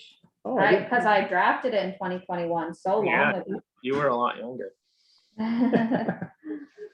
all right, all in favor, please say aye. All right, Aye. Got it, man, we done something. Okay. I'll print it out next meeting and have it ready for a signature. Yep. Mariah, can I just ask a quick question? Yeah. One thing, you had two different pages you had opened, and Yep. on this one, I wondered if it would be possible to add, when you say not accepted, Yep. if you could make it really clear that many of those items are accepted at the ARCC in Barry through Central Vermont Solid Waste Management District, just so that, because then it helps keep it out of Tunbridge's trash container. Right. And of course, out of the waste stream in the landfill. I saw you had a note about that on the other one, but I thought it could be confusing to people. On the other document, it said ARC and it's ARCC. Maybe it would be good to like spell that out, what that is, and to say in Barry, Vermont, because the next thing said in Bethel and people could think all those things are accepted in Bethel. So it was just kind of two clarifications that I think would be really helpful to avoid confusion if you are revising and putting out these documents to the public. I think these are very helpful because so many of these questions come up and people don't know where to get that information. So yeah, Right. if it could say in Barry, then people just know they have options for most Okay. of those things are accepted at those places. And then the other thought I had is, does Tunbridge pretty consistently host a hazardous waste collection day through? We do it. Yeah, we do it once a year. I think I have it listed June on. sometime. Yeah, I have it listed on this one here. Once a year, we Okay. host a collection date for hazardous waste materials Okay. listed above, and that's Yeah. on the policy. Yeah, so that's what I was just wondering, is that because you do technically accept them once a year there, some of those things. So that's good. I didn't see that because I couldn't scroll. Okay, thanks. Yeah, thank you. Yeah. Kathy, At Well, what John. point are you gonna accept being appointed recycling coordinator? I would still love to help and be involved in some way, I think in an educational capacity. But I don't think just because I work full time, I don't think that I could take on like an official role like that right now. I have, I could add it to my list for when I retire, which will probably be never. But anyway, thanks. We could put you down as interim recycling coordinator. Oof, gosh, you're tough, John. I would love to help though and kind of get back involved with that. I still have people who are like emailing me and messaging me, asking me recycling questions. So I would still love to help with education pieces. And Mariah at the library like asked if sometime like we could do a workshop there or something just to help educate people. She sounds like she's really interested in being another source of information about the transfer station for when the town offices are closed, when the transfer station is open. So I think there's the potential for some volunteer work to get more information out to the public about recycling. Fred just wrote here in the chat about black plastic. For example, black plastic cannot be accepted by any recyclers in Vermont, according to a workshop I attended. So people throw it in the recycling bin, but it's not recyclable. And they think they're doing good by buying something that's recyclable and it's not. So anyway, I would still love to help with that education piece. All right, we're putting you down as unofficial recycling coordinator. Yeah, and we'll double your pay. Yeah. But I remember even Bert saying that, like, like gardening, you buy a blueberry plant in one of those black plastic pots from a nursery. And Bert's like, no, they don't want those. You got to throw that out. And nobody knows that. That's great that he knew that though, because I think it's a real problem for them that so many people put that in, but then well, it says number 2, on the bottom too. But then you have to like back up and kind of say, and it's interesting because a workshop that I attended, it was great, chock full of information, but they just said, so when you buy black plastic, throw it away. And I thought, oh, what a good opportunity to say, avoid buying black plastic, because a lot of times you can have an option, like when you're at the grocery store, or the deli, you could be, how sometimes they have, do you want this container, this one? Tell them you don't want the black plastic. Like that goes into the landfill and clogs it up when people think it's recyclable. So yeah, that's good that Bert knew that. I don't know now if they're doing that, but it would be good. I don't think Bert held education seminars on that. So I think it's still mostly unknown in Tunbridge. Mariah, you should put down Kathy as our unofficial recycling coordinator in the town report. I think I liked, I don't know who it was it Gary? The like recycling, what was it, the fairy godmother or something? No, the fairy godmother. Oh, I'll go like that I can commit to. All right, let's put that down. Let's put it in the town report. Coordinator sounds like too official of a commitment for me right now, but yeah. You have a wand? If you're gonna be a fairy godmother, you gotta have a wand. I'm sure I can find something. Recyclable. Yeah. All right, thanks. You're welcome, thank you. Fred Pond, do you still have your hand up or is it a mistake? At least give us an emoji or something. Hi, hello. Can anyone hear me? Yes, we can, Fred. I can't see you. Oh yeah, I haven't done my hair. I had my hand up along with Kathy's conversation about black plastics, and Kathy covered that. And thank you. That's all I had. All right, thank you, Fred. I'll try to put my hand down. Oh, it hurts. You shouldn't hold it up so long. More recycling education to come. Yep. Hey, we're back on track. All right. Only Kathy, 8 minutes behind. Kathy, you should think of doing a little piece maybe in the town quarterly, like a tip every time would be great. I actually thought about that, and I told Janet to keep me on her list because I used to be on it for school club, but don't have kids in the school anymore. And I said, keep me on there because maybe we could do a little recycling corner and give a tip now and then. So I'd be That'd be happy to do great. something like that, but I never want to step on any toes. So I don't know, Mariah, maybe if you do end up recruiting a recycling coordinator and I miss that, like I would love to talk with that person just to not step on toes if someone else is Yeah, we in an don't- official capacity. We don't have anybody knocking down our door to be the recycling coordinator. So if we do, I'll definitely let you know. Okay, and I'm happy to, if it's helpful again, to make a plug on town meeting day. And I'll take another look at what that job description is and what it entails and try to drum up interest. And there are new people that have moved to town, who knows, or people who just missed the memo or didn't hear about it last year. Maybe you stepped on Brenda's toes. She wants this job. Yeah.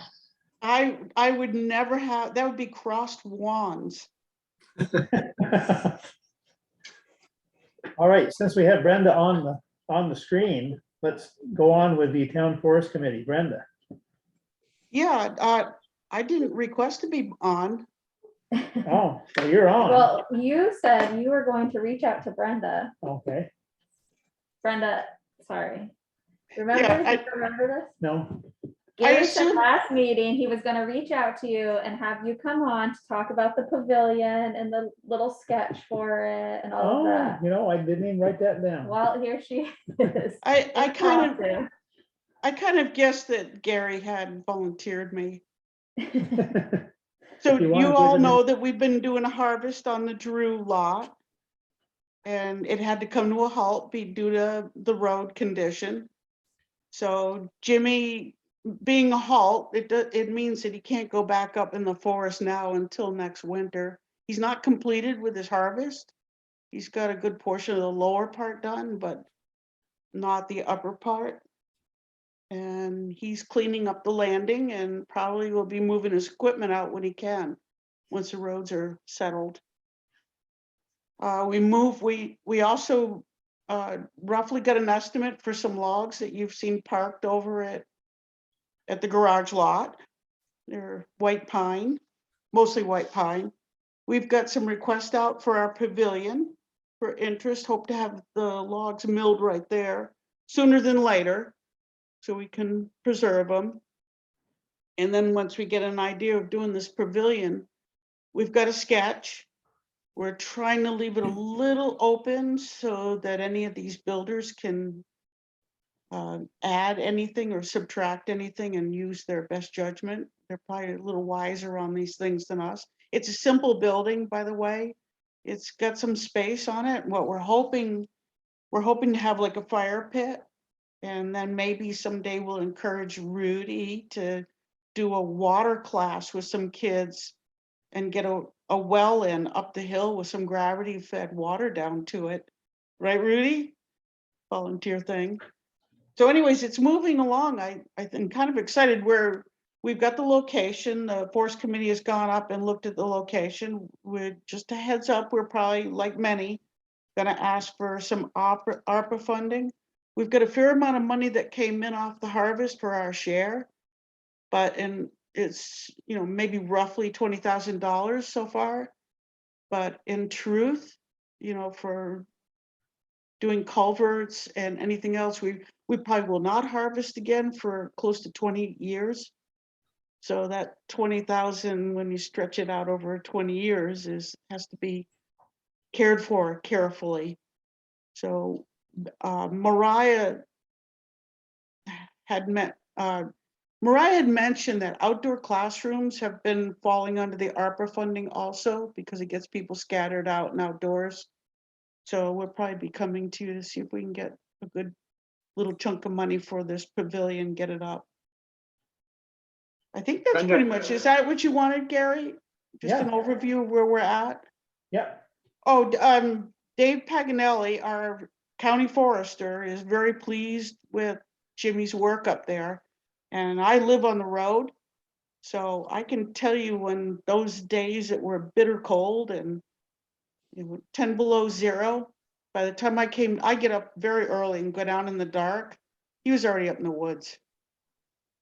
He's an amazing worker. And I've been going over there and looking, he just does wonderful work. So it looks good. Yeah, and I guess our plan potentially is to build the pavilion building sometime this summer, fall, whenever. Because we're gonna, like Brenda said, we're gonna have the material milled, and so we need to stick it up and get it drying, but we can hopefully get on it and get it done. Yeah, we don't really want to leave all that stuff sitting out there and lose the product that we have, because it is white pine, that's the drawback. Yeah. So I know that Shane's, we're hopefully gonna have the request for interest on three of the outside builders. And that will fit the ARPA demands too. Yep. Some of their boundaries. Any questions? Brenda, are there a system of trails on either of the town forests? Just in an educational way? Well, right, mostly the logging trails over on the garage lot, which, by the way, we're gonna have a contest, maybe the grand opening, to rename the garage lot forest, something maybe historic, more historic or fun for the people in town. But if you walk on it, what Jimmy and Dave Paganelli did an outstanding job of overseeing it. The logging roads are beautiful. That's definitely go for a hike over there. You'll really enjoy it. I was surprised he really enhanced that forest and a lot more than I ever thought it would be. So that's going to be a good spot for us. The one over on the Drew that they're harvesting right now, it's going to be a little difficult for a few years. And because he had to stop his work, he's not got all the roads all cleaned up, just enough to keep the water from eroding. So everybody's gonna have to bear with it. And Dave Paganelli is gonna try to get him locked into coming right back next winter. It's a wet lot, so no one can go in on the wetlands unless it's frozen.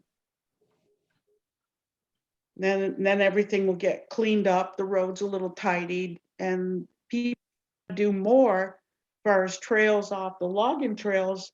I think it's a great opportunity, as long as they also understand that harvest in the future are part of our objective as the forest committee. So in other words, don't put some fancy something right in the middle of the logging trail. Just make it squished. That sounds great. Yeah, and Rudy, if you ever want to get with some of your peeps, and figure out sort of educational uses for these, that would just add on to the value of it. Agreed. I'd like to update the maps to make them a little, we have maps from the original plan that were really kind of more about the stands and stuff, but it'd be nice to have something that really highlights the trails. Yeah. I kind of picture us sinking some posts in with a little roofed in, like you see it places where there's a little kiosk of information that's hung up under a protected area. It shows a map of the trails and some do's and don'ts, some respect.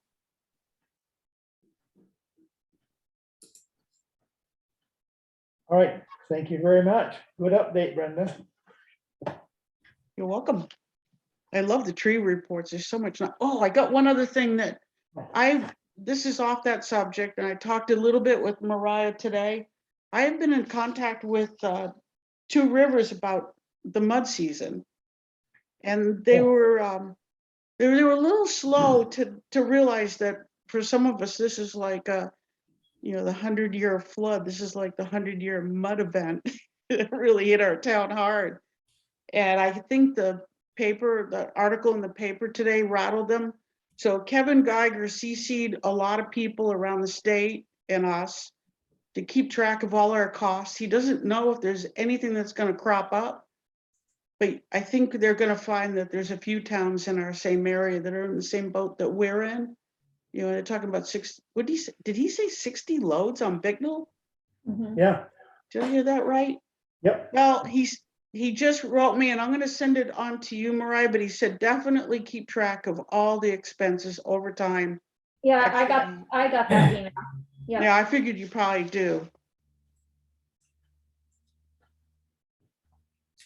all right, thank you, Brenda. You're welcome. All right, let's move on to, Brenda, before we move on, Yeah. that was other business thing we should probably bring up, Gary, would be that sort of townwide conversation about our priorities as regarding ARPA and the Infrastructure Investment and Jobs Act. yeah, We don't have to spend a long afternoon at town meeting, but just to let people know that along with ATV usage and legal trails, this will be a ongoing conversation in town. yeah. Oh, good idea. Well, I I'll put it know down. I mentioned it to Mariah too, that we probably ought to have a meeting of us, you know, the road crew, fire department, and talk about some of the things we discussed, you know, a couple of years ago, or a year ago, was it? Yeah, probably. When ARPA, a year ago, when ARPA was first being brought up. You know, at least get that list solidified from our end of the real immediate needs for the town, like the server and. I'm gonna have Sarah Raitt join us at the next Zoom meeting just to give us the final word of what expenditures are. And then maybe I will send out an email to everybody, Simon, you, Rudy, Becky, all you three, you know, talk to Rodney and say, I need your list, you know, even if you don't have all the, what's the word I'm looking for? How much it's gonna cost, yeah, if you don't have, you know, the cost of it, but I need an idea of what it is that you want by X date, and then, you know, it'll be something we talk about at another select board meeting where I can have a list and say, this is what the fire department wants. These are some of the prices they have. This is what Becky needs, Rudy needs, you know, Rodney needs, and then that way we at least have it written down, but I will start by having Sarah come to the next meeting. Good idea. I mean, I'm still trying to get my head around sort of, you know, what the guidelines and guardrails are for both of those things, and Brenda and Sarah might know better, but you know, I'd hate to leave money, you know, on the table when we could use it in Tunbridge for something, even, you know, stuff we don't even think about, like housing. You know, if we had to create a little housing authority and rehab some of these empty houses in town, if there was ARPA money for that, that would be great. I think Sarah has been putting out notices in the Two Rivers thing that she wants everybody to have their list ready, like Mariah's talking about, but don't do major things yet until after April 30th. And my take on that would be that they're really hoping that the parameters are delineated more clearly. So when she comes over, maybe she can, or zooms in, maybe she can fill us in a little bit more on that. My takeaway from the April 30th date was that she wanted everybody to be able to figure out how to use the portal to, you know, because even if you don't spend the money, you have to claim that you don't spend it. So they wanted it to be an easy walkthrough for people to go through and claim 0 for this quarter. And then after that, you could start spending it. But maybe I read it wrong. We'll find out when she talks to us. All right, any more comments? All right, let's move on. So we have Richard Didvig and Henry Swayze have been members of the governing board of East Central Vermont Telecommunications District, which is EC Fiber. Yep. And they just need reappointment for this year. So they have filled the form out for us, and we just need you all to approve them as 2 members of the EC Fiber board, and then let Gary sign it. So moved. I make a motion, we approve them. Okay. I made that motion already, Mike. Okay. You want to second it, second Mike? All right. Good job, John. You're on the stick. All in favor, please say aye. Aye. Aye. I'm gonna sign it then. It's weird for Mike to say I second that, so I just, Yeah, that muscle memory is gone. it is. And then the only two things I have for other business was, I had gotten an email from, Janet Zog today asking where we were at with the town hall lighting. So I went back through our minutes and we left it that we were going to look, it's about $3,000 and we were gonna look in the budget or see if we wanted to add it to the budget for this coming year. Yeah. I don't know where we stand with that still. But she just didn't want it to be forgotten, Right, so right. here I am. I think we could take money out of our capital improvement fund if need be, and we wouldn't actually have to budget it. So we don't need a line item. Right. Yeah, I think we ought to go ahead on it. We can scratch some money out of somewhere. Yeah. Yeah. Or even ask the trustees of public funds. Right. And that time of year's coming up, so. Yeah, I agree. Gotta tell Janet to forge ahead. Okay, do we need a motion on that? Yes. I make a motion, we forge ahead. Okay, I second our forging. okay. All in favor of supporting Janet's Doug forging ahead with the town hall lighting, please say aye. Aye. Aye.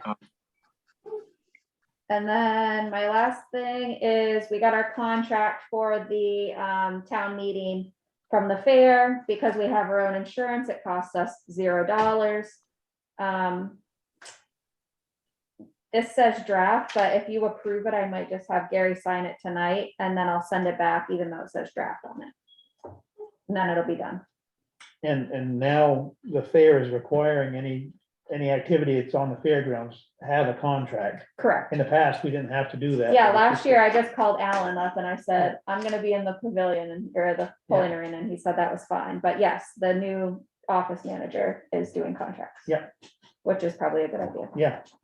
I make a motion, Gary sign the contract. I second that. Okay, all in favor of me signing the contract for the fairgrounds to have the town meeting on the fairgrounds, please say aye. Aye. Aye. Right, I'll sign it. Pending Mariah's whiteout. There For goes the what? draft. Oh, it's official. Oh, yeah, yeah.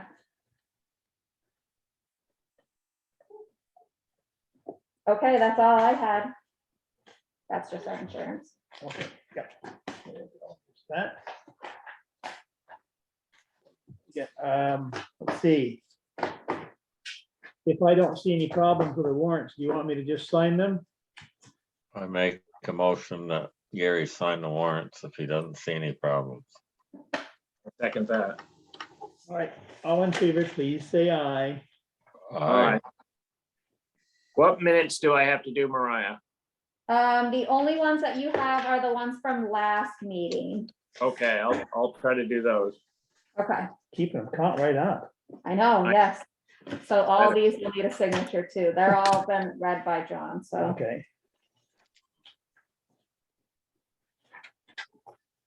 And then I actually went through, I had a big stack of all of these minutes from back when Jillian was your AA.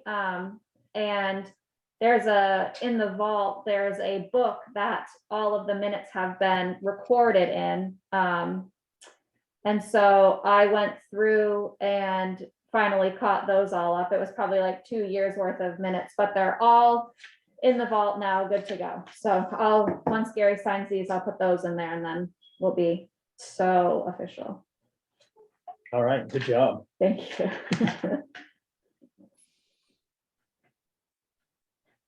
Is there any news, Mariah, on like digitizing town records? Because it seems like there are endless bills that are going through the house right now on some of those subjects. And I I would think that's another sort of ARPA thing too. that they Oh, might- it is. Yeah, it is an ARPA thing. I have my little informational sheet to bring forward to you for doing that. That's the only thing that I'm asking for those funds. I mean, I think that everything else is fine in the office, but if we could have it be that we could have records online so that title searchers didn't have to come in, that would have made a huge difference for COVID, not having to make appointments and that type of thing.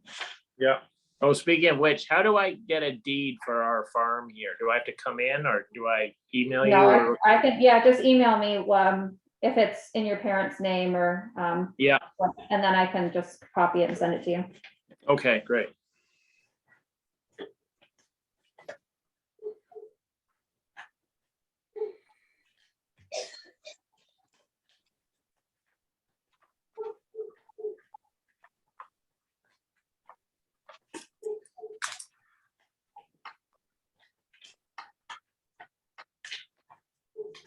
Do we have a moderator? As Gordy?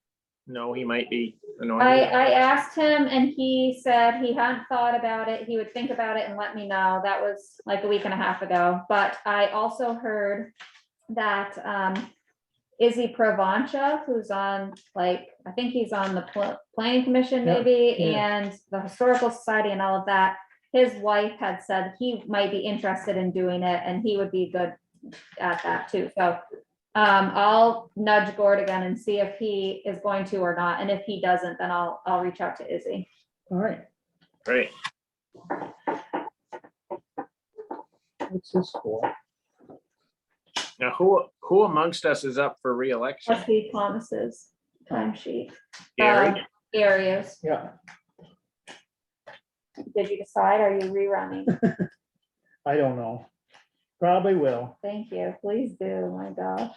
He's playing coin, Mike. We gotta beg him. Yeah. I prefer you beg, yeah. Yeah. Nobody's begged me for a while.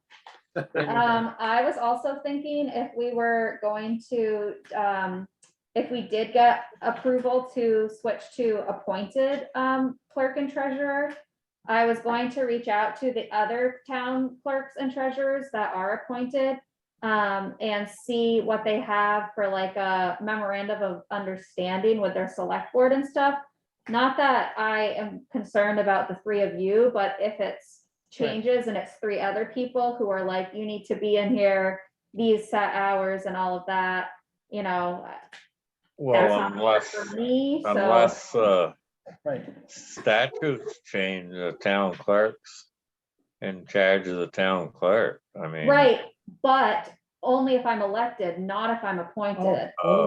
Okay. Right, so that's why I'm saying for Becky and I wanted to come up with something just to kind of protect that position, even if it's not Becky and I, that other clerks come in that still have, the ability to set their hours and that type of stuff, but with the understanding that if they weren't coming in for 5 weeks, but, then you guys have the ability to terminate that position and hire somebody else. Yeah. Which I think is a benefit of that, but you get what I'm saying? Is that Yeah, fine? yeah. Okay, Well, yeah, I mean, definitely investigate what other yeah, clerks have done, yeah, other towns have done. yeah.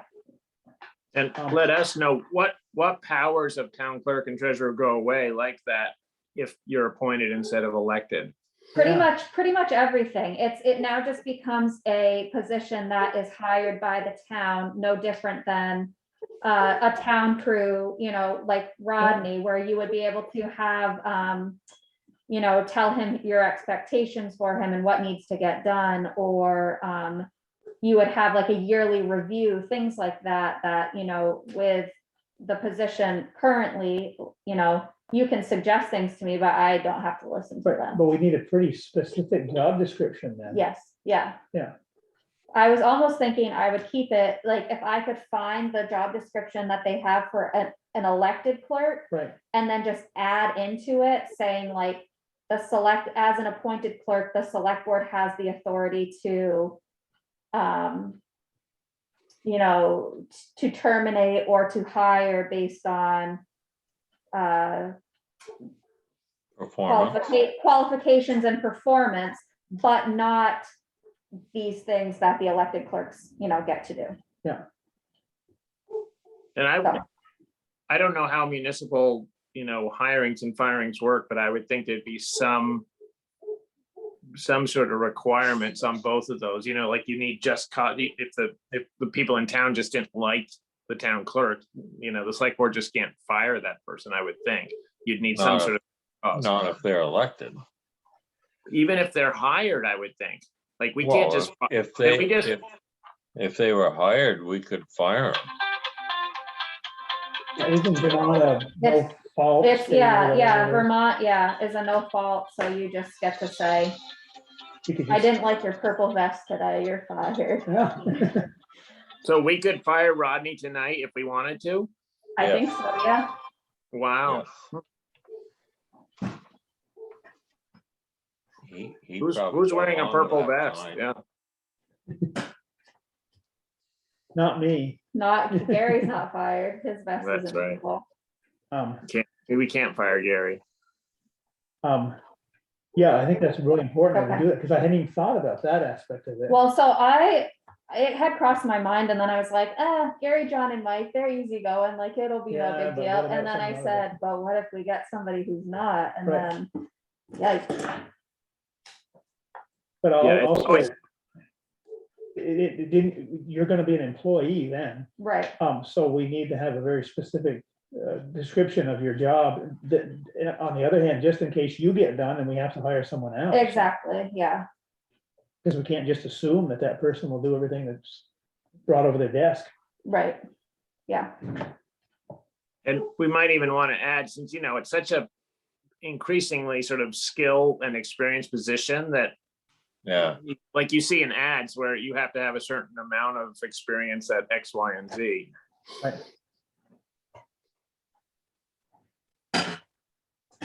And the same with the treasurer as well. Yeah, definitely. I mean, I wouldn't be able to just come in and do Becky's job. Right. I'd definitely mess it up. And also there again, if you're gonna hire someone, they need to know what they're up against. Right. So it'd be nice to have that complete description. Yeah. Okay, I'll work on those. I'll have them done prior to town meeting. Yeah. All right, I have a question. What's that? I don't know. He was sick, Thomas is. right? Or is that? Thomas's time sheet, it says sick on 3/17, then it says something else, but I can't make it out, so. St. Patrick's Day. Yeah, maybe that was it. Maybe that's it. That's an abbreviation for something. St. Patrick's Day. Did you guys have green beer for St. Patrick's Day? I drank a beer out of a green can. Oh, okay. Similar. It looks like Yeah. Fiddlehead, it was pretty good. Oh, yum.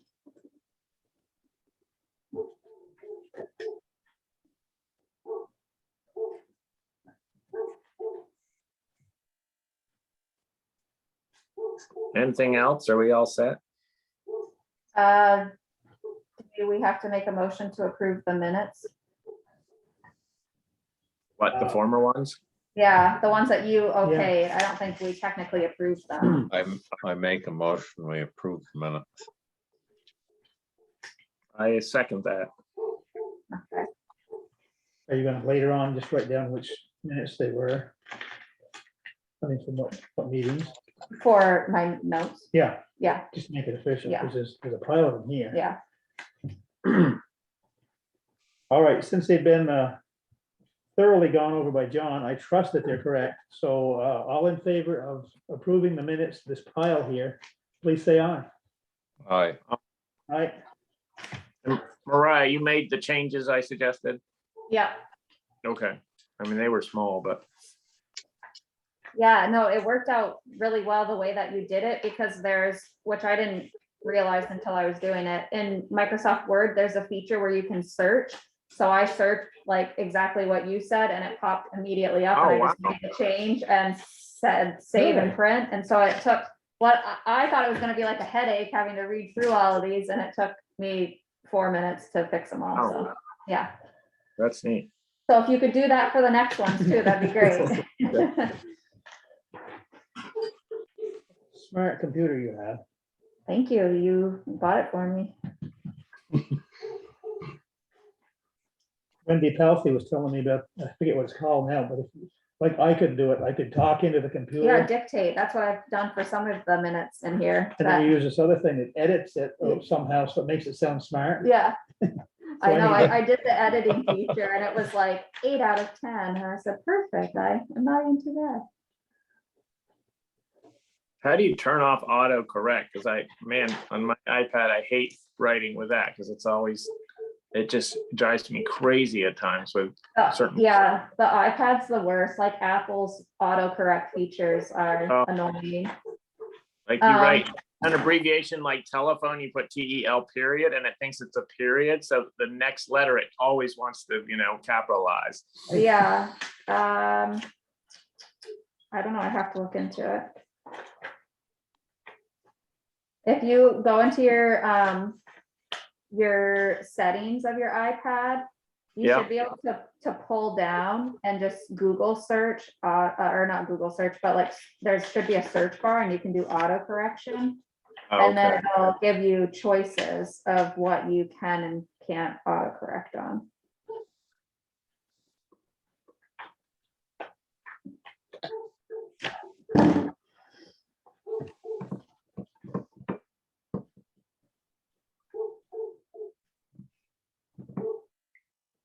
Did we find a Memorial Day czar? Nope. Still looking. Kay Jorgensen said she would do the press release and all the stuff that she normally does. That's But I good. haven't found a czar yet. Still looking. Without a czar, will we have, would like the South Royalton Marching Band not show up? Or a color guard or those kind of things? I'm not sure about that because Tracy Amo organizes a parade. So I Yeah. just assume that maybe she takes care of that, Oh. but I don't know that. Yeah, we should double check. I gotta call Tracy anyway, so I'll put that on my to-do list. How's Lori's shoulder? Doing very well. Good. Is she still in her sling? Yeah, for another week from tomorrow, Ugh, that's a long time. a whole month.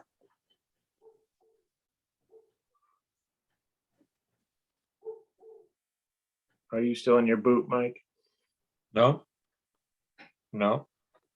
I got thrown out of PT last week. I'm on my own. There must be a 10K around that you're ready to run.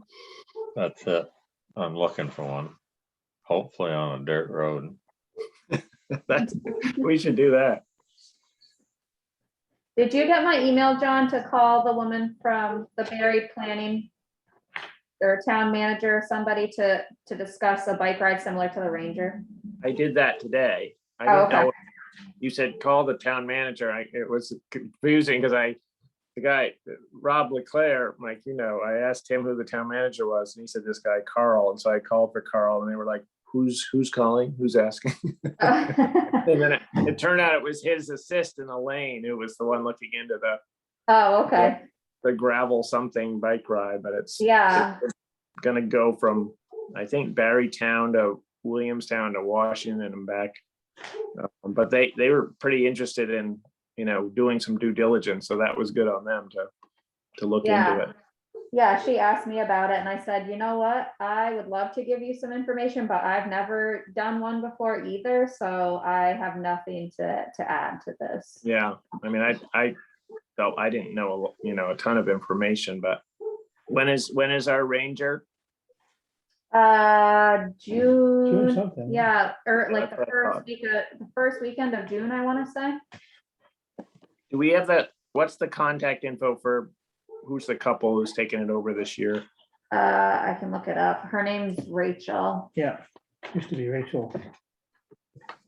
Like it would, but I don't know what it is now. Rachel would.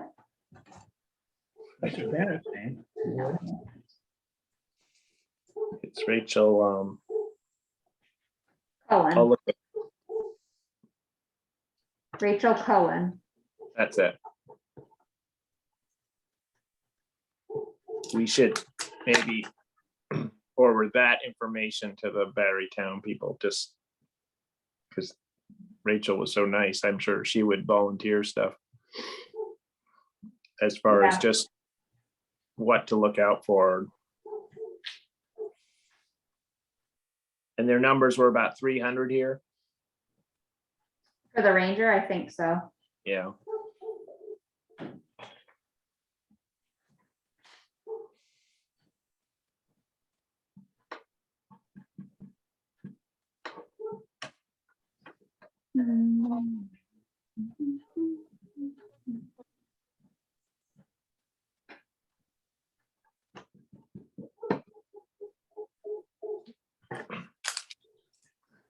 Should we adjourn? I make a motion. To do said thing. To do said thing. You second Pending that, board. John? Pending joke from the. To forge on to bed. I gotta do chores. Okay, all in favor of getting done? What am I trying to say? Adjourning. Please say aye. Aye. Aye. Aye. The only thing that stands out so far is we spent $6,155 repairing Thomas's truck. Well, I bet our hard pack